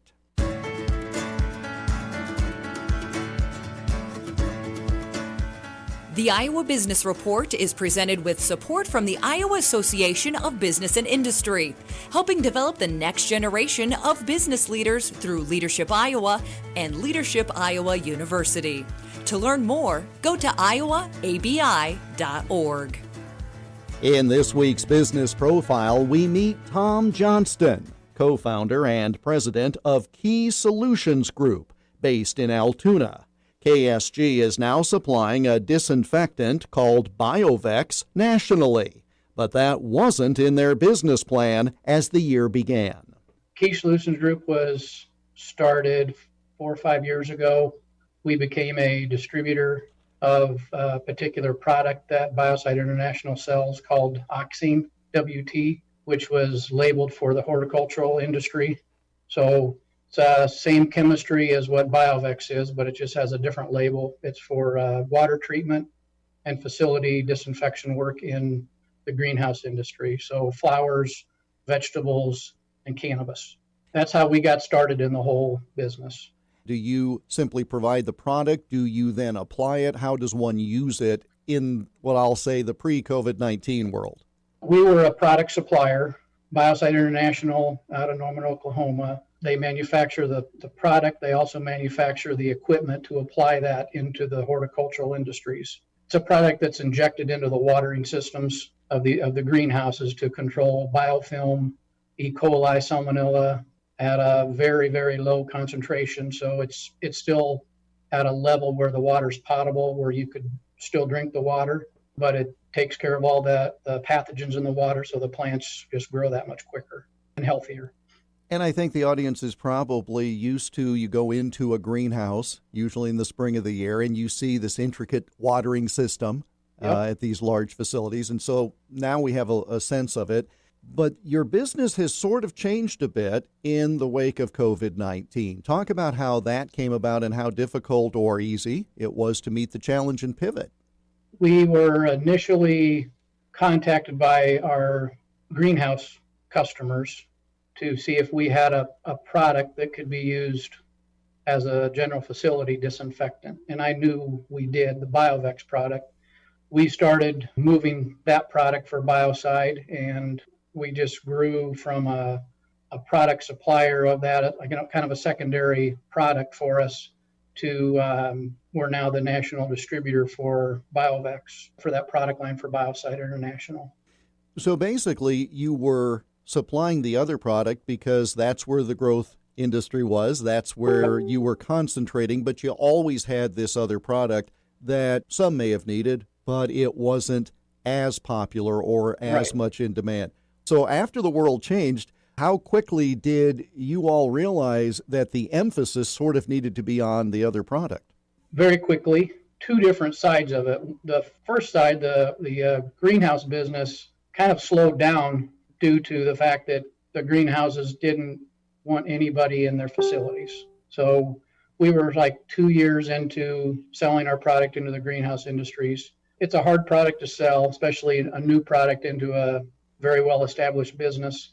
We're just getting some traction with that when this whole COVID-19 thing hit. We shifted gears. A lot of our distributors for the greenhouse products switched to the BioVex for general facility use. So we have distributors in Ohio, Indiana, Texas, Alabama, Florida, St. Louis area, everybody from HVAC contractors to greenhouse supply companies to people who just wanted to try to help others by finding a good, safe product and start a cleaning company. And obviously, BioVex is something that, as you noted, had been around close to where you are in Altoona. City of Des Moines picked up on it pretty quickly. Give us an example of that application so that we can really see a tangible example of how this has worked locally. We reached out to the Des Moines Fire Department. We had read some articles about the first responders and their struggles with getting product in general, but getting quality product on top of that. We reached out to the fire chief, gave him some product, had a meeting with him, showed him the advantages of our product over what they had been using. They were using a product that was a lot more corrosive and higher toxicity levels, so they were seeing some corrosion on their fire trucks and ambulances and their PPE equipment. They contacted their hazmat specialist that they work with.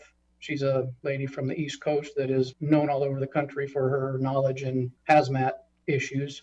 Gave her the information on our product. She said it's a great product to use. She was already aware of the product. And so we got into Des Moines Fire Department. And from there, we talked to our other distributors around the country and told them that they had a lot of success with that. So we are now from Indiana to Sandy Hook, New Jersey. We have a few down in Florida, some out west that are using our product as well. And this is something that we've talked with other people about on the program, where they had a product, but the application became different because of what happened. And so this was always there, but was it a matter that people just didn't understand the need for it, or that they weren't aware of it? What is it that has led to people adopting this product as opposed to some of the others so quickly because it's obviously changed what you do. Yeah, BioVex is a very unique product in an industry where there's a lot of old technology. The fact that you're having to disinfect instead of 1 or 2 times a week to disinfect 4 or 5 times a day, the corrosion issues and the toxicity issues are a lot bigger issues to be concerned with. The school systems especially don't want to spray something that has a high toxicity level. Our product, there's no toxic residue after it dries. It's an EPA registered, no rinse product. Compared to other products, it just doesn't compare to other products in that respect. We have no idea how long this is going to go on in terms of our vigilance of cleaning. It may be the way we go forever. It may be another year, etc. Do you see your former business, your former emphasis, coming back sooner than later? Or do you think this, with BioVex, this is really where you're going to be focusing in a long-term way for your business? I think the horticultural business is going to come back. We've had meetings with our customers, and they're really wanting to bring it back, and they're hoping in the next 4 to 5 months they'll be back close to where they were before.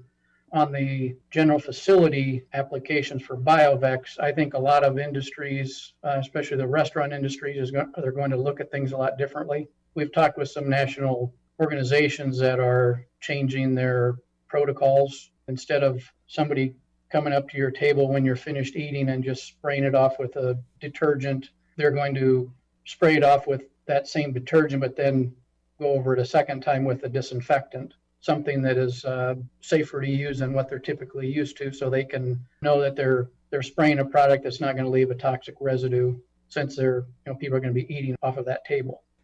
Tom Johnston, co-founder and president of Key Solutions Group, online at ksg-corp.com.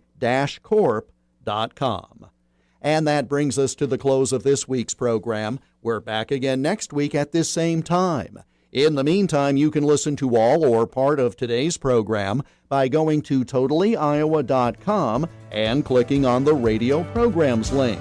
We welcome your comments. Send them by email to radio@totallyiowa.com. I'm Jeff Stein. Thank you for joining us, and we hope you have a prosperous week. The Iowa Business Report is presented with support from the Iowa Association of Business and Industry. Follow ABI on Twitter at IowaABI and online at iowaabi.org. Michael Devine, the Doctor of Truth. Does anyone have anything they'd like to confess? At AM 1400 KVFD. It's 3:36. The news is coming up. It won't be long before the kids are back in school. Got your to-do list ready? School supplies? Check. School clothes? Check. School sports physical? Not check. Uh-oh. Better call Active Health Clinics today. Active Health Clinics offer sports physicals for kids in grade school through college. Your child can also become a new Active Health patient for only $25, and you'll have the peace of mind of knowing their spine is in line and they're all ready for school. Make an appointment for your star athlete today. Active Health Clinics, Fort Dodge. 3rd floor study hall. 1st floor homeroom. My dining room table. Wherever school happens for you this year, Staples has everything from notebooks to sanitizer, laptops to face masks. Now at Staples, 1-subject notebooks are 25 cents each. Plus, marbleized composition books and 24-pack Crayola crayons are only 50 cents each. In front of the TV.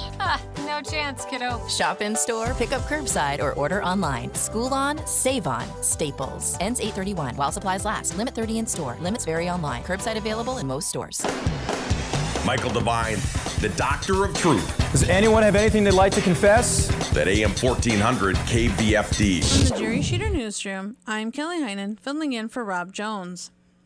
Mayor Matt Bemrick recently appeared on Divine Intervention to deliver his weekly update on city business. With the dry weather, Mayor Bemrick noted that road construction projects are on schedule. He updated the public on a couple of the larger projects going on in town. We still are encouraging people to try to not consume as much water until we get some well repairs done.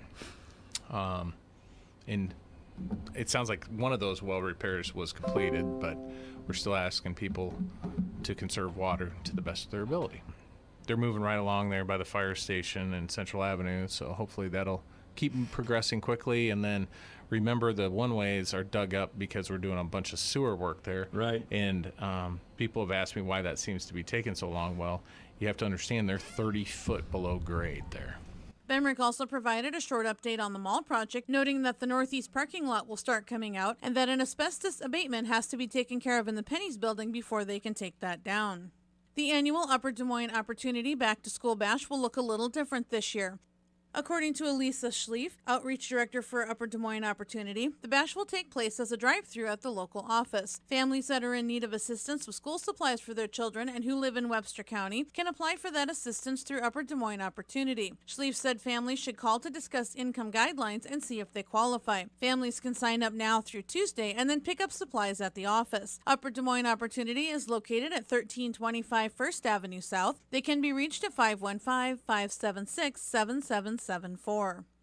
In addition to the Back to School Bash, Upper Des Moines Opportunity will also host a drive-through food pantry on Wednesday, August 12th. Webster County residents can pick up food at Holy Trinity Parish between 4:30 and 6:30 that afternoon. This event takes place on the second Wednesday of every month. Holy Trinity Parish is located at 416 North 8th Street in Fort Dodge.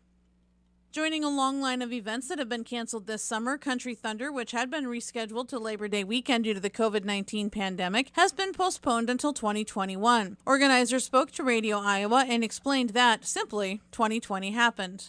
Well, I don't think it was any one thing, but I guess when somebody asks us for a specific reason, the standard line is 2020 happened. And until we can get to a point where we can feel good about putting on this event, where we can feel like all of our fans and performers and staff are going to be safe, and just as importantly, are going to feel comfortable when gathering in large crowds, this is the right decision at this time. The decision was not easy, but it was for the safety of everyone, according to organizers. The festival will take place next summer with the same lineup, which included Lynyrd Skynyrd, who are celebrating their 50th year. All ticketing options will be honored next year, and more information will be sent to ticket holders later next week.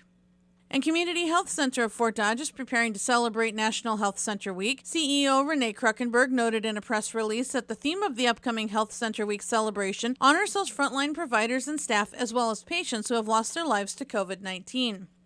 Kruckenberg outlined the steps Community Health Center has taken to assist the Fort Dodge community during the pandemic. She noted that the center is able to provide telehealth, curbside health care, and in-person appointments. She also noted that the center has set up an outside testing area and can offer same-day COVID-19 test results. All next week, the center will offer free school-age well child checks, immunizations, and other services by appointment. Community Health Center is also offering a coloring contest for children. Coloring pages can be printed from the Community Health Center Facebook page or picked up during appointments between now and August 14th. There will be a special drop-off box outside the front door during business hours for entries. The goal of Health Center Week is to bring awareness to the mission of America's health centers. Community Health Center is located at 126 North 10th Street. To schedule an appointment, call 515-576-6500. For more information on these stories and more, log on to yourfortdodge.com. From the Jerry Sheeter Newsroom, I'm Kelly Heinen.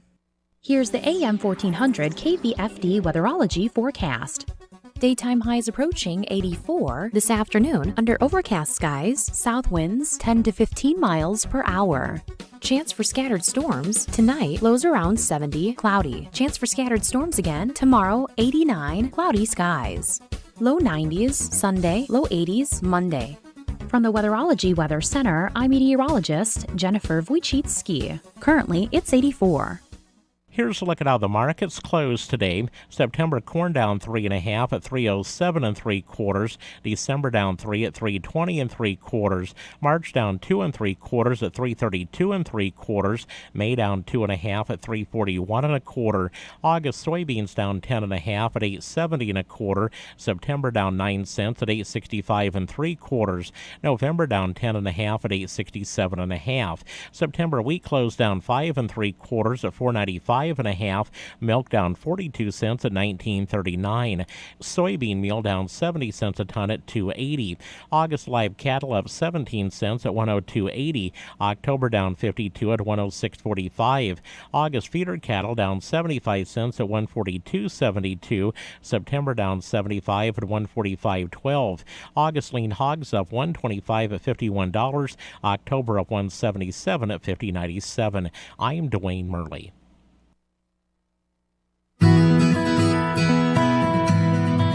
Telehealth has served a critical need during the coronavirus pandemic. I'm Julie Harker with Healthy Living on Brownfield. Telehealth is the use of digital technologies to deliver health-related services. Telehealth was on the radar of Minnesota-based Community Memorial Hospital before the pandemic. CEO Rick Brewer says they were going to spend a year preparing. One of our projects for 2020 was going to be to stand up a telehealth platform. And instead we did it in 2 weeks. And a lot of rural facilities were in the exact same boat because you just had to if you were going to maintain viable service. So we did it. We had a great team and they got it up and running. We had very patient providers willing to work through all the bugs. Now that it's been going a while, we're having to kind of go back and try to wash the system a little bit and improve upon what we just stood up very rapidly. He says telehealth services will stay in place long after the country recovers from the pandemic. I think telehealth, I think things like that will be a permanent part of who we are. Probably some people will back off of that when they do feel comfortable coming back in. But there's plenty of folks. My kids, my adult children have all said, boy, that's pretty slick, to just go on an app and get their needs taken care of if it's something they didn't have to otherwise come in for. I'm Julie Harker with Healthy Living on Brownfield. Tom has been a teacher for over 40 years. One day, I think one of the students had asked the question and he didn't remember the answer. And I also noticed that he was letting his class out earlier than they were supposed to let out. I was really starting to worry. Levi and I talked about how it would change our lives, but he was there beside me. When something feels different, it could be Alzheimer's. Now is the time to talk. Visit alz.org/ourstories to learn more. A message from the Alzheimer's Association and the Ad Council. My mother was always very active and independent, and she was familiar with her neighborhood. But one day, she stopped at the stop sign for much longer than usual. She wasn't even really sure where she was at. It's important for you to talk to someone about it. I felt so much better after my son told me, Mom, we'll figure it out. When something feels different, it could be Alzheimer's. Now is the time to talk. Visit alz.org/ourstories to learn more. A message from the Alzheimer's Association and the Ad Council. The bakers of Village Hearth are proud to introduce their latest additions to their family of fine bread products. Pennsylvania Dutch potato rolls. Baked the old-fashioned way using quality ingredients like real potatoes and honey. Their unique recipe makes these the most moist and flavorful buns around, just like homemade. So once you've grilled your hot dogs, burgers, or brats to perfection, no ordinary roll will do. Finish them off with a Village Hearth Pennsylvania Dutch potato roll. Village Hearth, baked fresh locally. Capital One checking and savings accounts have no fees or minimums and a top-rated banking app that lets you manage your money anytime, anywhere, even from your favorite hiking trail. With Capital One's app, you can check your balance, deposit checks, pay bills, and transfer money from wherever you are, anytime you want, even when you're cooking dinner. Open a fee-free checking or savings account online in about 5 minutes. This is banking reimagined. Capital One, what's in your wallet? Consumer accounts only. Approval required. Terms apply. Capital One N.A. member FDIC. Michael Devine. You're very clever, my charming little friend. With more stimulating talk radio. But not clever enough. The importance of grain bin management. Hello, I'm Ken Anderson with Managing for Profit on Brownfield, a content partnership with AGI SureTrack. There's been a big increase in on-farm storage in recent years, which has also increased the importance of grain bin management. If that bin were so many thousand bushel and it were a briefcase of money, let's just say, we'd watch it every day. That's Dave Ahern with AGI SureTrack. More after this. 1 in 3 adults has prediabetes. 1 in 3. That means it could be you, your football buddy, your football buddy, or you, your best man, your worst man, you, your dog walker, your cat jogger. While 1 in 3 adults has prediabetes, with early diagnosis, prediabetes can be reversed. Take the risk test at doihaveprediabetes.org. Brought to you by the Ad Council and its prediabetes awareness partners. Most of us like to be out in the sun. That's why sunscreen and other safety measures are key to protecting your skin from aging and cancer. The FDA recommends using a sunscreen with an SPF of 15 or higher. Also, look for broad spectrum on the label. That means both harmful ultraviolet A and B rays are blocked. Remember, SPF plus broad spectrum equal healthy fun in the sun. Visit www.fda.gov/sunscreen for more information. A message from the U.S. Food and Drug Administration. Dave Ahern is the Northern U.S. Sales Manager for AGI SureTrack. Ahern says grain bin management is all about eliminating guesswork and knowing the temperature and moisture in the bin. If that bin were, so many thousand bushel and it were a briefcase of money, let's just say, we'd watch it every day. But since it's corn or soybeans or wheat or many of the 800 other commodities that we manage across the U.S. and actually the globe, they're commodities that biodegrade. So it's important that we watch the temperature and the moisture of them. So what we do is we have an approach with cables that we have sensors on them. And it is the best technology out there. I know there's a lot of things on the market that are looking to scan bins and things like that. If there were better, we'd be doing it. But we look at the moisture and the temperature because, for instance, if you think you have 15% corn and it's sitting at 60 degrees, that'll last you 355 days before it gets 1 grade reduction, before it spoils, for instance. But if there were a pocket of 18% corn that you didn't know about and you only cooled it to 60 degrees and didn't pay any attention to the fact that it was higher moisture, it would only last 73 days in that bin. So it has a shelf life. It has an expiration date. And so the first step is knowing what you have. Ahern says CO2 detection in grain bins is also very important. CO2 is something that we monitor both in the head space of the bin up high and then also down in the floor, or what we call the plenum, or your bin erector, he would call that the plenum area, the area between the fan and the grain. We have a sensor in there so we can tell the warm-up of the fan, but it also, when the fans aren't running, CO2 is a heavy gas, so it settles right there. So we can see a higher CO2 level because CO2 is emitted when we have higher mold or higher insect activity. There's mold and there's insects in our, mostly mold in our environment everywhere we go, and we want to see if there's high levels of that. The CO2 itself, Ken, was something that was asked of us by our pro users, the people that are in the food grade and things like that, but it's become a really widespread thing and a part of all of grain bin management. That's Dave Ahern with AGI SureTrack. For more information, visit their website, agisuretrack.com. That's Managing for Profit on Brownfield, Ag News for America. Michael Devine, the mayor of Manville. It's a fancy title for a part-time job.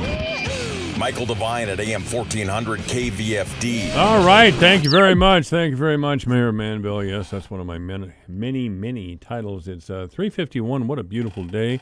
Hope for a beautiful weekend as well.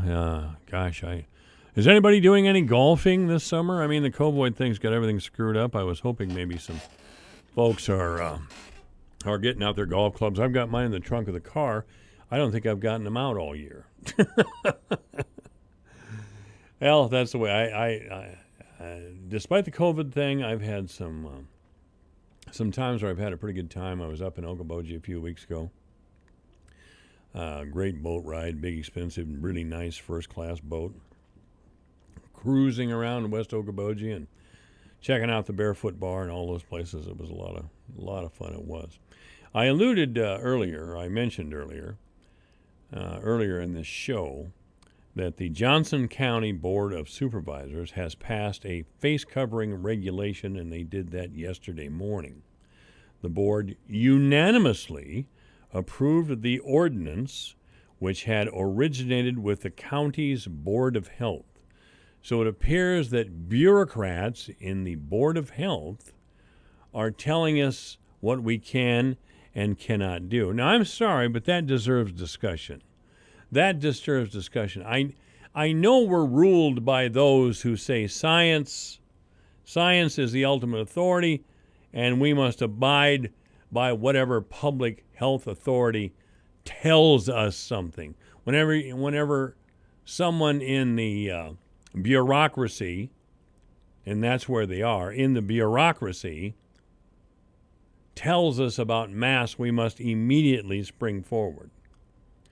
Now, according to Johnson County Attorney Janet Linus, she said by originating with the County Board of Health, the regulation will be enforceable despite arguments from Governor Kim Reynolds and Iowa Attorney General Tom Miller that local officials lack the authority to enforce such measures.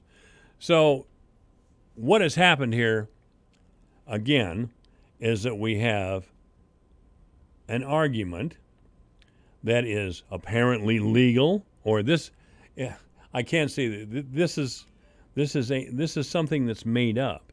But the only way you get something like this passed is to make it both moral and reasoned. So we have bureaucrats in the Board of Health telling the people in Johnson County they must cover their face masks, they must wear face masks, and they must cover their face. And the county attorney then chimes in and says, oh, yes, this is all legal, although she knows damn well it isn't. The Attorney General of the state of Iowa, Tom Miller, who's a Democrat and no friend of Republicans, has said local officials lack the authority to enforce such measures, like wearing masks. Nonetheless, the Board of Supervisors, acting in concert with the Board of Health, people who apparently are beyond our reach, the Board of Health is anyway, we can't ever argue with them, and we cannot disobey them, according to the Johnson County attorney, who is saying something the exact opposite of what the Attorney General is saying, who is a Democrat, and a liberal Democrat at that. Here's my favorite piece of this. Johnson County Supervisor Royanne, that's her name, Royanne Porter, said the regulation is not aimed at being punitive. Certainly it isn't. What would she say?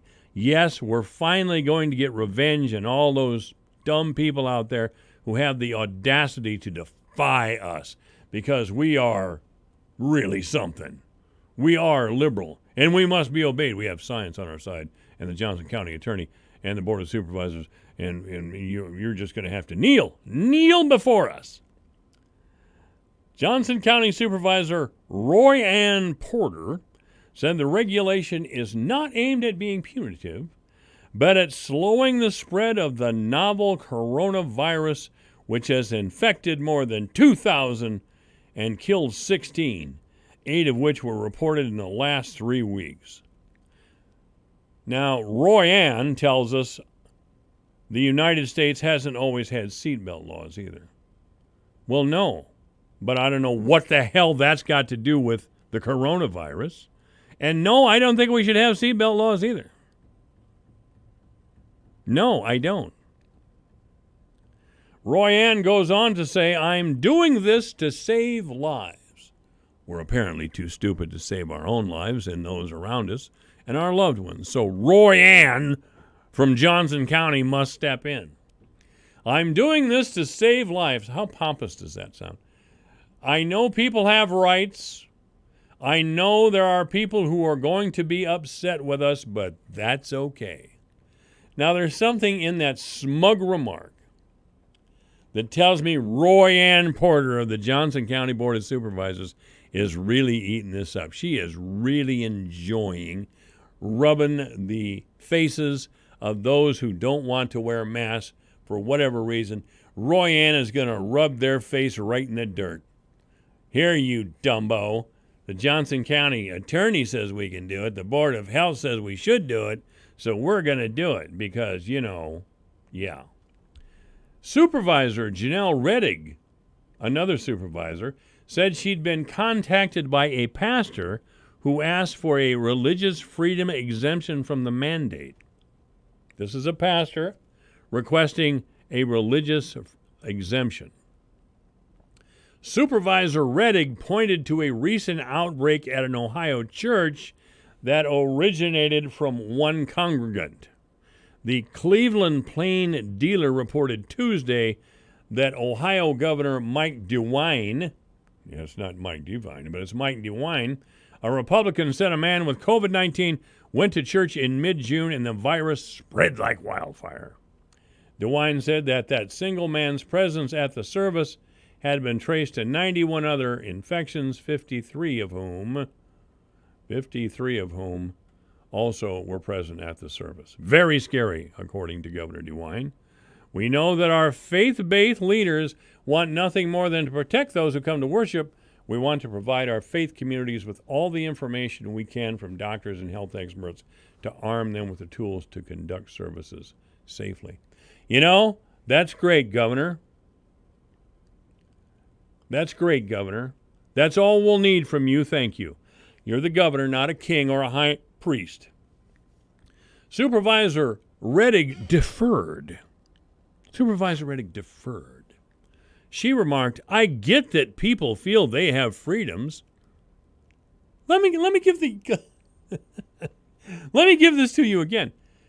Supervisor Rettig tells us, I get that people feel they have freedoms, but that also means you feel like you have the freedom to drive drunk or to drive a bus on drugs. What the hell is she talking about? Supervisor Rettig goes on to say, I mean, sometimes your freedom ends when you can kill other people, and this is that case. She is connecting an argument about freedom and the limits of power to some guy driving a bus on drugs. That's perfect. Good afternoon. You're on the air at AM 1400. Why do we care what the idiots in Johnson County are doing? Well, because they will probably affect the idiots in Webster County who want to do the same thing. Well, if they want to mandate masks, let them. And then what? Well, if you die, it's your own fault. That's kind of what I think. Yeah, that's what I think. But that's not what we're talking about here. We're talking about bureaucrats making rules that affect our lives. And I'm trying to have a discussion on the limits of power and authority. Well, then if they mandate wear a mask and you don't like that, how about they're shooting guns in the air? That's illegal. I don't get the connection there either, sir. But, hey, thank you. We got to go to the news. It's 4 o'clock in the afternoon. This is AM 1400 KVFD, the voice of For Fort exciting Panther sports, keep it right here on your home for University of Northern Iowa sports in north central Iowa. The voice of Fort Dodge, KVFD, Fort Dodge. Continuing talks on COVID-19 aid. I'm Rich Dennison, Fox News. Negotiations over the latest legislative package for coronavirus aid continued this afternoon, but no deal has been reached. Treasury Secretary Steve Mnuchin says the White House has been willing to compromise on funding for state and local governments and unemployment insurance. I think if we can reach an agreement on state and local and unemployment, we will reach an overall deal. And if we can't, we can't. House Speaker Nancy Pelosi says there are philosophical differences between the two sides, along with dollar amounts. President Trump has said he would use his executive powers if no deal is reached. Researchers at the University of Washington say up to 300,000 Americans could die from coronavirus by December. Their report also shows about 70,000 lives could be saved if people would wear masks while out in public. Democrats and Republicans are pushing for the U.S. Postal Service to reverse a July policy change that some fear might affect delivery of mail-in ballots. Earlier this summer, the post office decided to impose some new changes, cutting some employee overtime. They also created some new rules to hold late mail an additional day. Lawmakers say they're now worried those changes could create even more problems come November when millions of Americans are expected to vote by mail because of the pandemic. Lawmakers from both parties, they are sounding off with 84 House members writing a letter, and they say, quote, eliminating overtime and directing postal workers to leave mail on the floor of postal facilities will erode confidence in the Postal Service and drive customers away, resulting in even worse financial conditions in the future. Fox's Mark Meredith. At least 16 people were killed, dozens more injured when an Air India Express passenger jet broke apart while landing at an airport in the country's south. The Boeing 737 was flying from Dubai with passengers who had been stranded overseas because of the pandemic. America is listening to Fox News.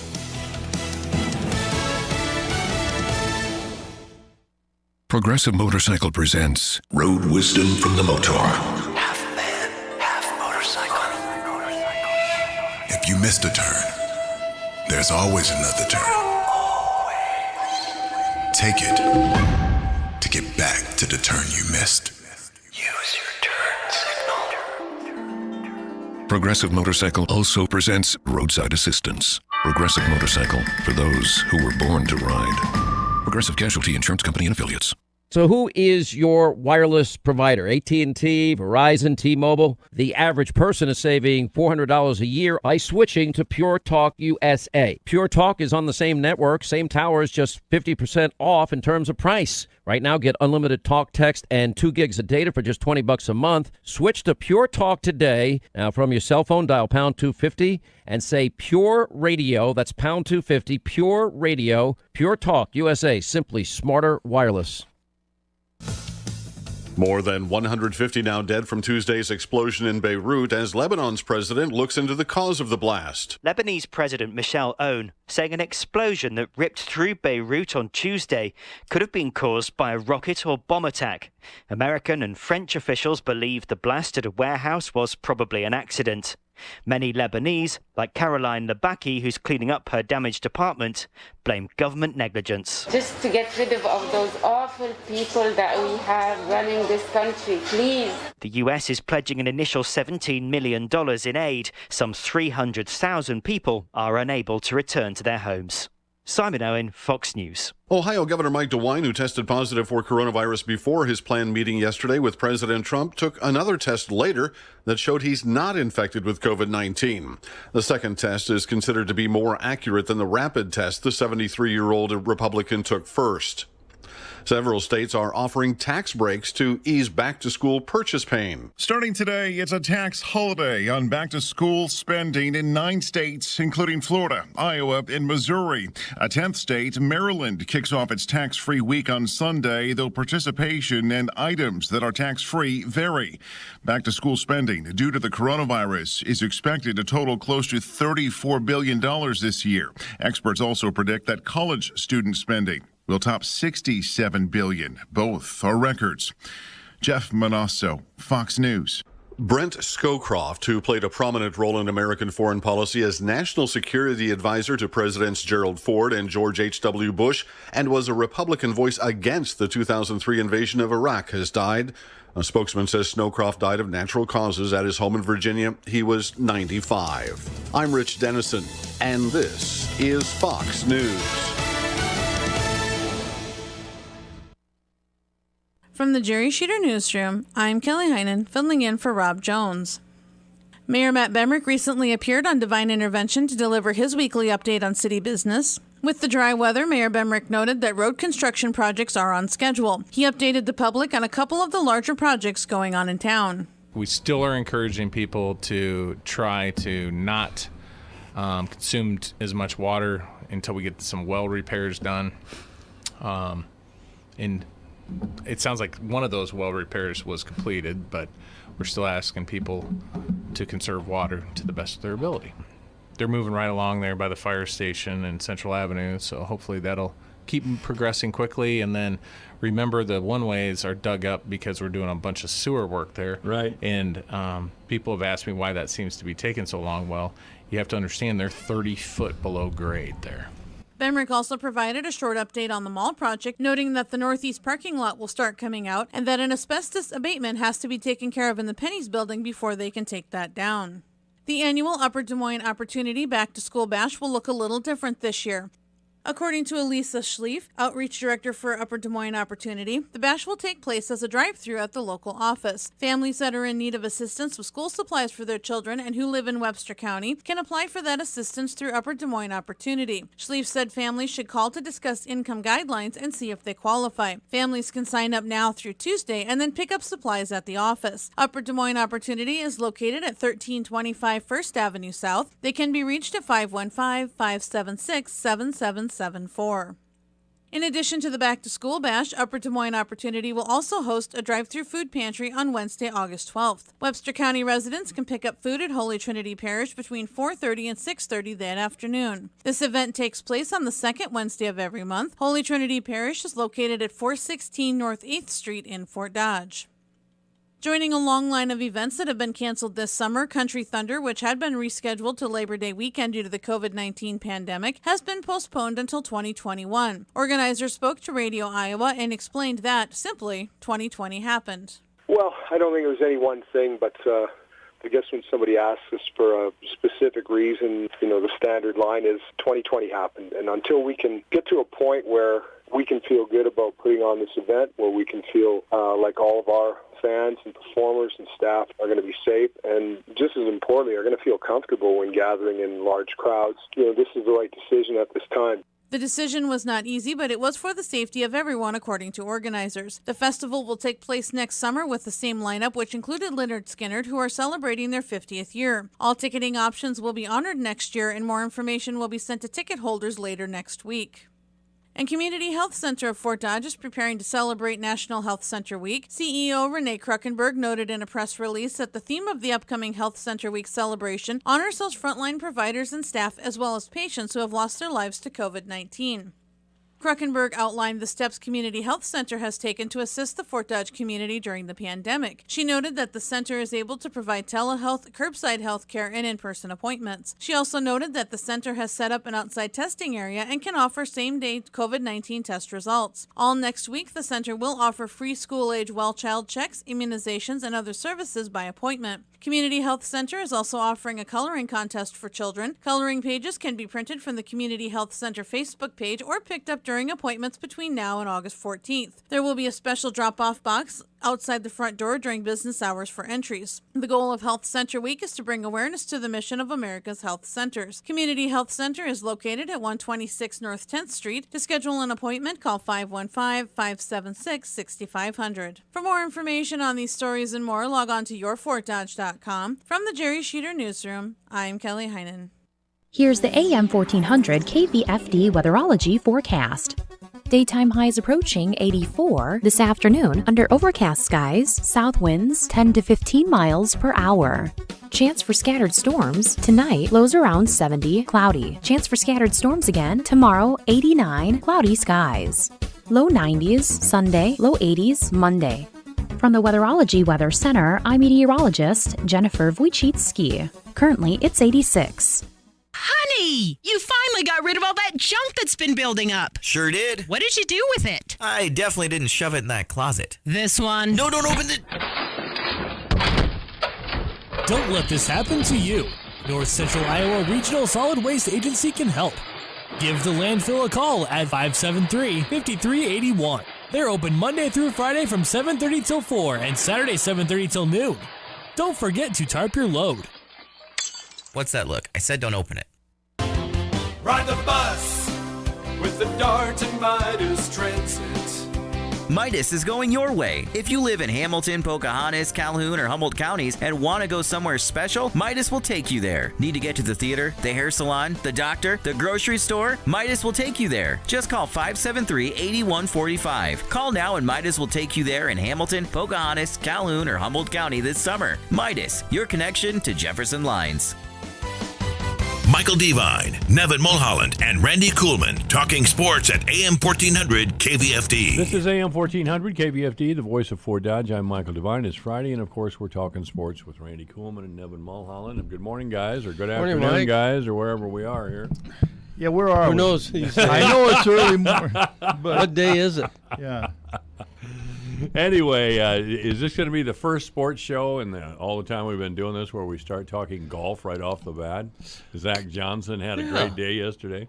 First show this year, maybe. Yeah, everything's going. We actually have sports to talk about. Yes, we do, and that's great. Yeah, that really is. But you mentioned Zach Johnson. Zach led yesterday the PGA, first round of the PGA for most of the day, 4 under. Remarkable. I mean, Zach has not had a big year this year or even last year, you know. But that's fun. I really hope Zach can have a great showing. Yeah. You guys said he was in his 40s already? 44. 44. So Gosh almighty. And there's not that many pro golfers that can stay on the tour that long. Right. Well, and this isn't like when you're playing in these majors, typically they're long courses. Yep. And Zach and older guys are not big hitters as they age, and so he has to do it with finesse, and no one's better than Zach when it comes to that. You know. Yep. Keeping the ball in play, keeping in the short grass, and you know the other thing from a local perspective is, which is really unique, but our own local Judd Gibb is playing in the PGA. Is he really? Yeah, he shot 7 over. And most of the day, he was playing really well. He was, at one point late in the day, he was 3 over, and Sergio was 5 over. Right. Late. Yeah. And, of course, I picked Sergio in our golf bet. Oh, God, why I do that? Probably looked like a safe bet then. He always does this to me. But then he kind of faltered late at a double bogey on 18. Yeah. Unfortunately. But still, 7 over in the PGA. And Judd's over 50. Yeah, yeah. What is he, 51? I don't know, but he's north of 50, so that's pretty impressive. Very impressive that he even qualified, and it was kind of fun to see his name scroll across with all the scores of the pros. Did you watch last night? I watched a little bit of it. Yeah. They probably didn't show him at all. No, they didn't show him at all. Okay. They were a lot of them were struggling. There's a lot of big names, which will be fun. A lot of the big names are at the top. And Zach's right in there. So and it was the guys that got off in the morning had predominantly had the low scores. So now they all flip. And they'll play this afternoon. Yeah. And that wind got pretty brutal yesterday in the afternoon. That's what it sounded like. Oh, is that the deal? Yeah. And when I was watching, Nevin, the pros were having a hard time hitting the fairways, and there's a lot of trouble out there on that course. It looks like a beautiful course out there in San Francisco, but Harding Park, but they were saying you better keep it in the short grass or you're going to be in trouble. And right. At this course, because the roughs are always thick, but there's just a lot of trouble out there. So it'll be interesting to watch today and over the weekend to see how that shakes out and see if Zach can hang in there. One of the problems. Where's he from? Des Moines? West Des Moines? No, he's from Cedar Rapids. Right. Cedar Rapids. Right. And he went to Drake, played golf at Drake, and a big Hawkeye fan. And but a lot of the guys that get older, they can shoot a couple of 2, maybe even 3 good rounds, but that 4th round always jumps up and bites them, it seems like. And that has been Zach's Achilles heel this year.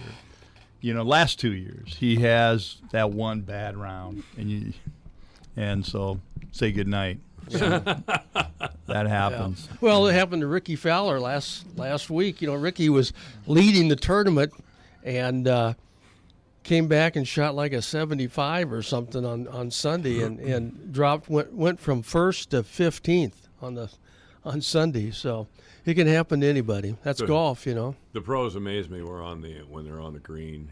God, who was it? Greg Norman or one of those guys several years ago. That would be several years ago. Yeah, it would be. But he was way over on the edge of the green, way over, barely on the green.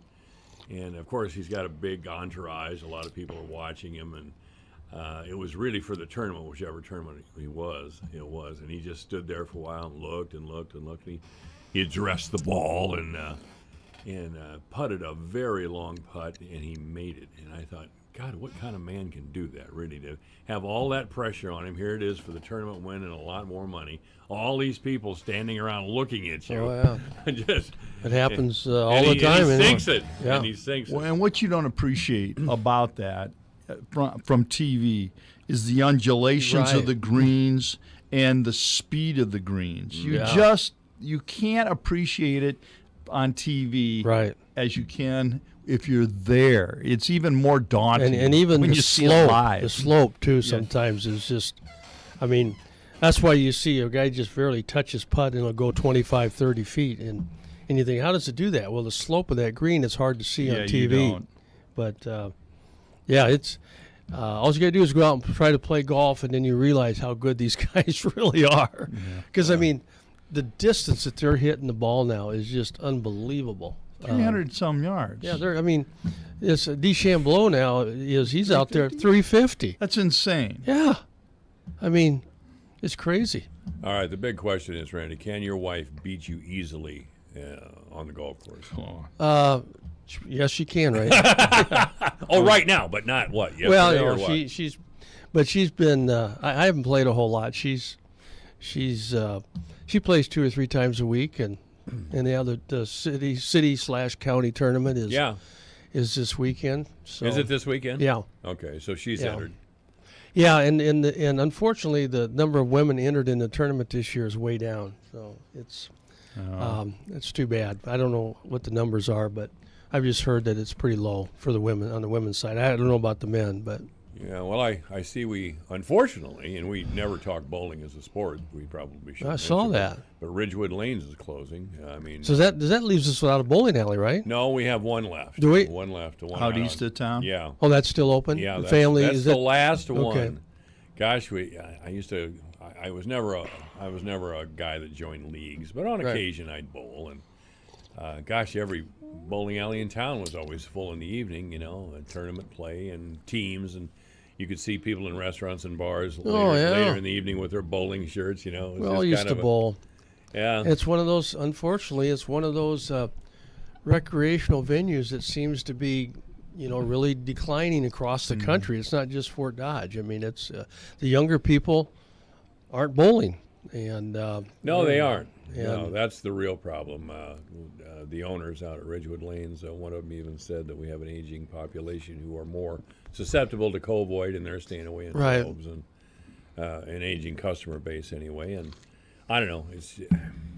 I guess if I wanted to support bowling alleys, I would have got in there and supported them, but I never did. But it's kind of like tennis. I might play. I shouldn't say I played tennis a couple times a year. I haven't played in a few years now, but. I'm just getting old. That's all. Right. Aren't we all? Yeah. I know it. Golf is getting to be somewhat of a problem, to be honest with you. Yeah. It is. It's lost its popularity. Yeah. I mean, it's not near as popular as it was when we were younger. Right. No, that's true. Right. That's true. Gosh. Wow. Golf's a funny thing. Sport, though, it's expensive to get into, really. It is. And it takes a lot of time. It takes time. You got to practice if you want to, You'd be worth. Yeah. It's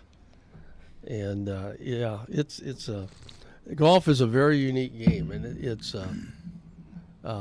but I hope it bounces back. I mean, actually, it's bounced back quite a bit this year because of COVID. A lot of people that are out playing golf because it's one of those activities that they early on said, hey, you can go outside and play golf, just social distance, and you'll be okay. And so, a lot of people have been playing a lot more golf this year than they normally have. Yeah, that's true. And guys our age, we should be playing more now. That's right. What's the matter with us?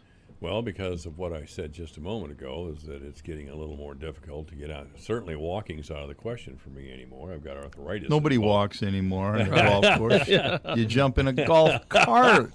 That is the only way I'd be able to golf at all, because, again, I have arthritis in both hips. And don't tell me you guys don't have your little aches and pains that make golfing a little...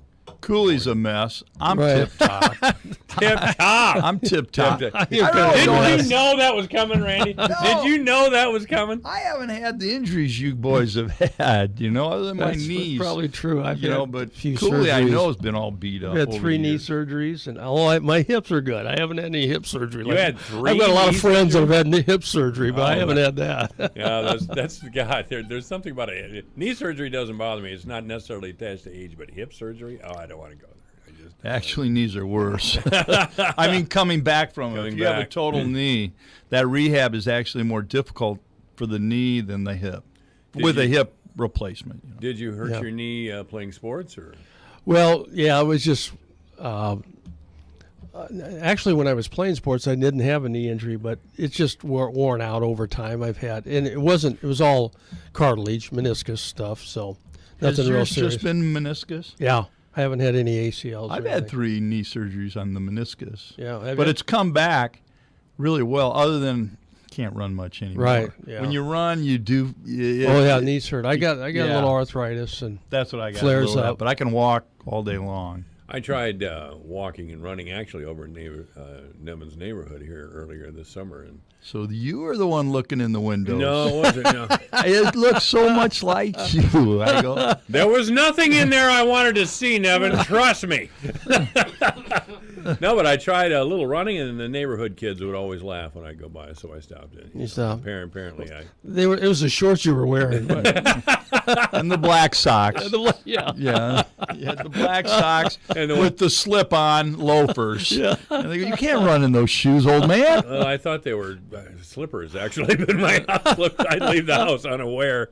This is AM 1400 KVFD, the voice for Dodge. We're talking sports with Randy Kuhlman and Nevin Mulholland. And, I understand that according to our president, Joe Biden hates God, so I have a tendency to agree with that. He hates him! Hates God. So I have a tendency to believe. He also. How did that slip into the sports? I don't know. He's reading his computer. Yeah, and he that's just, right. he throws this stuff in there. Yeah, you got to if keep we it. go there, we will never get off of it. No, we'll He's never. had some good ones in the last week. So That was a really good one. Yeah. That was a good one. I loved it. I'll bring up a subject that's I think he does, actually. Yes. I'll bring up a subject that's kind of interesting to see how this plays out. But, there are some football players now from out of state where the states have canceled their football for the fall. Yeah. And they're coming to Iowa. That's High school great, kids man. to play football. I heard that. Hot dog from Nebraska came over here. Well, I don't know if it's Nebraska, Colorado. All the way from Colorado. Remember T.J. Rubley? Yes. Played at Iowa State? Yes. His son is the top football recruit quarterback out of Colorado, and Colorado just canceled their football and moved it to the spring. And so his son, I can't remember what his name is, but he's coming to Valley High School. And TJ's moving his family here so he can be eligible right away. He's going to play football in the fall, and then in the spring he's going to enroll at Kansas State. So that's what he's going to do. Oh, so he has committed to K-State. Yes. I'm a little surprised he's coming here then to play this year. Well, see, he wants to get a season in. Well, I know, but a lot of football players don't want to now in the college ranks. Does he have They're taking family? a season off. Does he have family here in Des Moines or? Well, TJ's from Davenport. And but Valley's picked up, get this, 4 transfers They from got out of a state. running back from California, Yeah. I think, a big-time runner. And I'll tell maybe you- as a D-back. And a lot of the parents aren't happy because I guess they wouldn't be. because your son's giving his They've time been and paying commitment. taxes to the school. Well, right? his son's commitment to playing football for Valley for 3 or 4 years, and all of a sudden a guy walks in out of Colorado and takes your son's position. Yeah. I mean, there's not a lot of happy people over there, is my understanding, and I can understand that. I can too. I understand it absolutely. Yeah. Yeah. Like Valley needs the extra help. Right. Exactly. Well, they do against Dowling. Right. If this trend keeps lately, up, Dowling's been on a major roll. Dowling may want to get on the phone to some of the bigger Catholic schools. I think Dowling may have a couple kids also. I haven't heard about that, but maybe. I thought, they're all kind of what Randy says is true, and you're gonna see more and more kids as these states close down their high school sports. If we keep ours open, which it looks like we're sure going to make a run. Try, but it'll be interesting. Yeah. TJ, what position did he play? Quarterback. Was he the quarterback? Oh, yeah. I didn't think he was. I think TJ. What years were his years? They were the late 70s, I believe. Yeah. And I think TJ was the quarterback when Iowa State beat Nebraska in Lincoln that year that I was there for about half the game and then celebrated the last half. Yeah, I think T.J. Rubley may have played with Dexter Green Dexter Green, there's a name from the past. Yeah, that's... Anyway, I think he was... What was his brother's name? Didn't T.J. have a brother? I don't remember. Well, then it was T.J. Rubley that was quarterback in the late 70s. Yeah, he was the quarterback. And I think Luther Blue was a wide out on the Luther! Didn't he go to Detroit and became a defensive back? Or? No, he didn't. They were a couple good teams, though. Oh, yeah. In the late 70s, Iowa State had. Wow, yeah. Rubley was first team All-State at Davenport West High School. I didn't know they had a Davenport West. Don't anymore. It says here that TJ in his wiki page. It says Rubley played collegiately at the University of Tulsa. That can't be, can it? What? That's what it says here. Well, then it was Terry Rubley. It was Terry. Okay. Okay, and that might be right. See, I thought TJ had a brother, and it just popped in my head. Maybe Terry Rubley. You're right, and I thought it was TJ, but they. The other news with college football, that's, of course, not that this is all that important, but University of Connecticut is not going to play football this year. But I didn't know they had a team, frankly. But get this, Penn State, no fans. No fans really? at Penn State. They're not going to allow. That's a huge stadium. Huge, 106,000 people or something, and they are not going to allow any fans for the games. So, Wow. That it'll be interesting to see if that starts a trend around the country. So, So Iowa and Iowa State right now are planning on fans, correct? Yes. In some type of social distancing yes, arrangement. Right now they are. Although I saw last night on the news that Iowa was expecting to drop their fan base down, for home games to about 15,000. And I think Iowa State, I think they've sold like 30,000 season ticket. The season ticket holders. Right. So that's half that stadium. So I don't know if they'll revise that or not, but it'll be interesting to see what happens. Well, gosh, that would mean that they would have to. If this continues, there's no way they'll have wrestling. Period. And I wonder about basketball. What do you think about basketball if this COVID thing carries on like it has? Here's an interesting deal on basketball that just came out this week, is that the Big Ten and the Big East are trying to develop plans to play it in a bubble, their conferences. Are you serious? Serious. And I haven't seen what the plan is How yet, can they but do they're that both with just school? as an alternative. Well, think about this, and I don't know because there are no details have been released. But if, let's say, they end school Thanksgiving, and they start basketball then, and they run it hard from then until mid-January or late January, and then they start school again. I don't know. Yeah. But the NBA has shown that it can be done at great expense. I mean, the NBA season right now is working exactly the way they hoped it would by doing it in the bubble. They've had great control, and obviously, and so I don't know. Interesting article yesterday in ESPN talking about the bubble and the NBA. Do you know what the biggest shipment of things or whatever that's coming into the bubble every day? Prostitutes. No. No. You sound like me over there. Yeah, that's horrible. Wine. They're big. Everybody's drinking wine down there. And a lot of these NBA players are very much into wine, and they're connoisseurs, and they're the NBA players are? Yes. And there's a couple really interesting articles about it that ESPN published. Wow. By the way, Terry Rubley played at Iowa State University in the late 70s. He had a good career. Terry's the one I'm thinking of. TJ was his brother. TJ That's what I played. thought. And they had a third brother, Trent, who also went to Iowa State, who had a decent career there. I do not remember I him. don't remember that one. I think he was a running back, though. I don't think he was Really? Well, I can check it to make I'd be sure real surprised if he quickly. But was. yeah, Terry and TJ were obviously quarterbacks.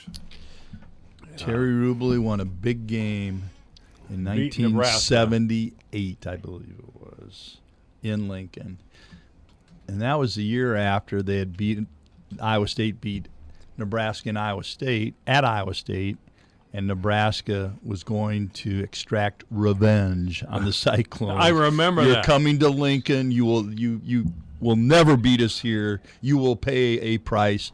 And Iowa State One of the beat 'em. linemen was saying, I want to hurt Iowa State. I want to hurt him. I remember that. That's another reason for me to hate Nebraska. No, it was... Sorry, Jill Mulholland, Cool. I apologize. You're a wonderful person, but...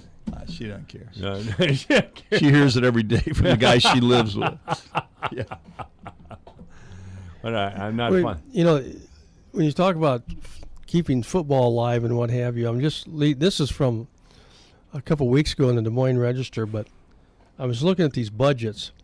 The Iowa women's sports program is subsidized by Iowa football and basketball by the tune of $62 million. Yikes. $62 million. I knew it'd be a big number. I didn't know what that number would And be. then on the men's side, it shows football made the university $130 million. Basketball made an additional $11 million. And then baseball is subsidized by $9 million. Wrestling is subsidized by $3 million. And then cross country track is $7 million. Swimming is $5 million, gymnastics $3 million, tennis $3 million, and golf $2 million. God, it's amazing they make that much money, isn't it? But we think about it. And, you were seeing now these unity councils from the Pac-12 and the Big Ten of these players. But just think about it. Basically, they are running a pro program on the college university level, not having to pay pro salaries. They really are. You're going to give this kid a 4-year scholarship. So let's say it's $40,000 a year. How could you possibly get any pro player for that much? For that. And so they, on the backs of these kids, they run all their other intercollegiate programs, non-revenue Olympic sports. Yeah. I mean, it doesn't cost the university anything. We're going to have to take a break. By the way, I found Trent Rubley on Wikipedia. I don't know if this is the same Trent Rubley. It must be, because he's an assistant coach at St. Ambrose in Davenport. Yeah, and he's a coach of the women's softball team. So really, this is what I found on Wikipedia. Okay. I don't know if it's the same guy or not. Anyway, Randy and Nevin are here. We'll be back with more sports here. This is AM 1400 KVFD, the voice of Fort Dodge. When severe weather threatens, keep it here for the Severe Weather Advisor, brought to you by Riley Armstrong Plumbing and Heating. Plumbing emergencies don't usually happen during normal business hours, so Riley Armstrong is here for you 24/7. Call 955-2232. And the Fort Museum in Frontier Village, where history comes alive. Travel back in time and celebrate the heritage of Fort Dodge at the Fort Museum. Book your next special event at the Opera House, too. When severe weather threatens, stay with your friends on the voice of Fort Dodge, AM 1400 KVFD. This is AM 1400 KVFD, the voice of Fort Dodge. Obituaries this hour brought to you by the historic Bruce Funeral Home at 923 First Avenue South in Fort Dodge. You may contact the historic Bruce Funeral Home by calling 515-576-5117 or online at www.brucesfuneralhome.com. Baldemar Reyna has passed away. Baldemar Reyna of Donna, Texas, passed away at the age of 63. He died last Sunday here in Fort Dodge. Memorial services will be held in Texas. Memorials may be directed to the family. The historic Bruce Funeral Home is in charge of arrangements. Online condolences can be left for the family at www.brucesfuneralhome.com. Obituaries this hour brought to you by the historic Bruce Funeral Home at 923 First Avenue South, Fort Dodge. You may contact the historic Bruce Funeral Home by calling 515-576-5117 or online at www.brucesfuneralhome.com. It's 86 degrees in Fort Dodge right now. That should be our day's high. Overnight, a chance of showers, mostly cloudy with a low of 70. Tomorrow, early thunderstorms before 7. Otherwise, it'll be sunny with a high of 90. Sunday, chance of rain, mainly after 7 in the morning, mostly sunny with a high of 91. Monday, it'll be sunny with a high of 81. Tuesday, sunny with a high of 83. Wednesday, chance of showers and thunderstorms, partly sunny with a high of 85. And on Thursday, chance of showers and thunderstorms, mostly sunny with a high of 86. Right now, it is 86 degrees. At AM 1400 KVFD, the voice of Fort Dodge, it's 4:35 with a look at the closing market report. Here's Dwayne Merley. Here's a look at how the markets closed today. September corn down 3.5 at 307 3/4. December down 3 at 320 3/4. March down 2 3/4 at 332 3/4. May down 2.5 at 341 1/4. August soybeans down 10.5 at 870 1/4. September down 9 cents at 865 3/4. November down 10.5 at 867 1/2. September wheat closed down 5 3/4 at 495 1/2. Milk down 42 cents at 1939. Soybean meal down 70 cents a ton at 280. August live cattle up 17 cents at 102.80. October down 52 at 106.45. August feeder cattle down 75 cents at 142.72. September down 75 at 145.12. August lean hogs up 125 at $51. October up 177 at 50.97. I'm Dwayne Merley. I'm Liz Clayman, and this is the Fox Business Report. Stocks ending higher with the Nasdaq notching a new record close and crossing the 11,000 mark for the first time ever as the number of Americans applying for unemployment benefits came in below expectations. The Dow rising 185 points, the Nasdaq up 110, S&P 500 up 21. And Uber isn't exactly riding high, the ride-sharing company posting another big quarterly loss as the coronavirus drags on. Its entire second quarter was affected by the outbreak, with bookings falling 72% from the first quarter. The only bright spot was its Uber Eats food delivery business, with bookings more than doubling year over year and advancing 49% over the first quarter. And shares of T-Mobile are rallying in the extended session after the wireless provider said it surpassed AT&T in the number of customers, making it the second largest U.S. provider behind Verizon following its merger with Sprint. That's your Fox Business Report. I'm Patri Barsky, invested in you. Guys, who needs an untucked shirt right now? How about anyone who's considering putting on real clothes for the first time in months? At Untuck It, we design shirts to be worn untucked, so comfort is our thing. Our shirts are the perfect blend of comfort and polish, so the next time you have to roll out of bed and straight into a Zoom call, reach for an Untuck It shirt instead. Use code AUGUST and save 20% off your order at untuckit.com or your nearest Untuck It store. Untuck It, shirts designed to be worn untucked. Is it time for a new roof, or did your roof take a beating from Mother Nature? If so, here's some great advice from Hahn Roofing. When you're trying to decide on a contractor, never tolerate high-pressure sales tactics. Never sign a contract without a price. Never make a payment until your job is done. And never accept a job that is not installed to manufacturer specifications. No warranty, no deal. Make the right choice. Call Hahn Roofing today at 515-573-7440. That's 515-573-7440. Hahn Roofing, an Owens Corning Platinum contractor. White or wheat, classic or old-fashioned, with or without sesame seeds. With so many choices, selecting the right bun for your super-duper top-secret recipe handcrafted home-grilled burger can seem overwhelming. But relax, the bakers at Village Hearth have made it easy. As long as you see the familiar Village Hearth logo on your package, your grilling cookout's bound to be a huge success. Unless, that is, your unwanted relatives show up, then there's no bun on earth that can save it. Village Hearth Buns, baking our best for you. Michael Devine, the mayor of Manville. It's a fancy title for a part-time job. Michael Devine at AM 1400 This KVFD. is AM 1400 KVFD, the voice of Fort Dodge. It's Friday, and we're talking sports. I'm Michael Devine, along with Randy Kuhlman and Nevin Mulholland. Charles Clayton has thrown his hat into the political ring, of course, so that must mean Joe Biden will be here soon to ask him to be his vice president. What do you think, Vice President Clayton? I'll go with it. You're going to go? I think that might be a good move for him. Yeah, it would be upwardly mobile. That was just yesterday, though, that Charles committed, right? I think had it no was. idea, and then Jill told me last night. He was on the air with me yesterday talking about it. Charles is a good man. Yeah. Yep. It's he's taking on Ann Meyer, and I love Ann, and it'll just be anyway. On with sports. Our Cubs are doing pretty well over there in Evan, as we've been talking off mic, and the Cardinals have sucked, of course. Why you don't think they've sucked? I think they've had, again, it's just they've had the problems with the virus, and they haven't been able to play. Well, if the virus makes you suck, it's still sucking. So okay. As Randy pointed out to us off mic, the Cubs are what, 10-2? 10-3. And 3, and the Cardinals are 2-3. So they haven't played nearly as many games as the Cubs have, and we're going to St. Louis. We'll be there today.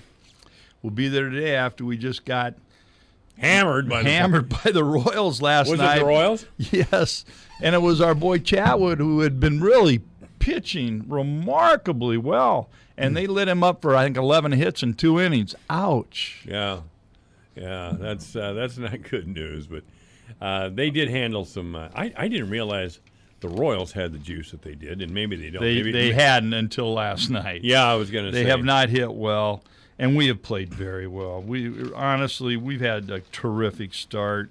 Our starting pitching has been outstanding. I don't know who any of those guys are in the bullpen. I'm not sure they know who they are.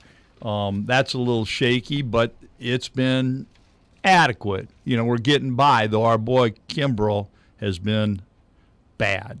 Really, we got a problem there we need a closer. Yeah. We've needed a closer for the last few years. Well, and last year we went out and got, was it last year or 2 years ago we got him, but he has not lived up to billing, and it was a little bit of a risk. People thought his best days that were long gone, and maybe they're right. But it looks like they are.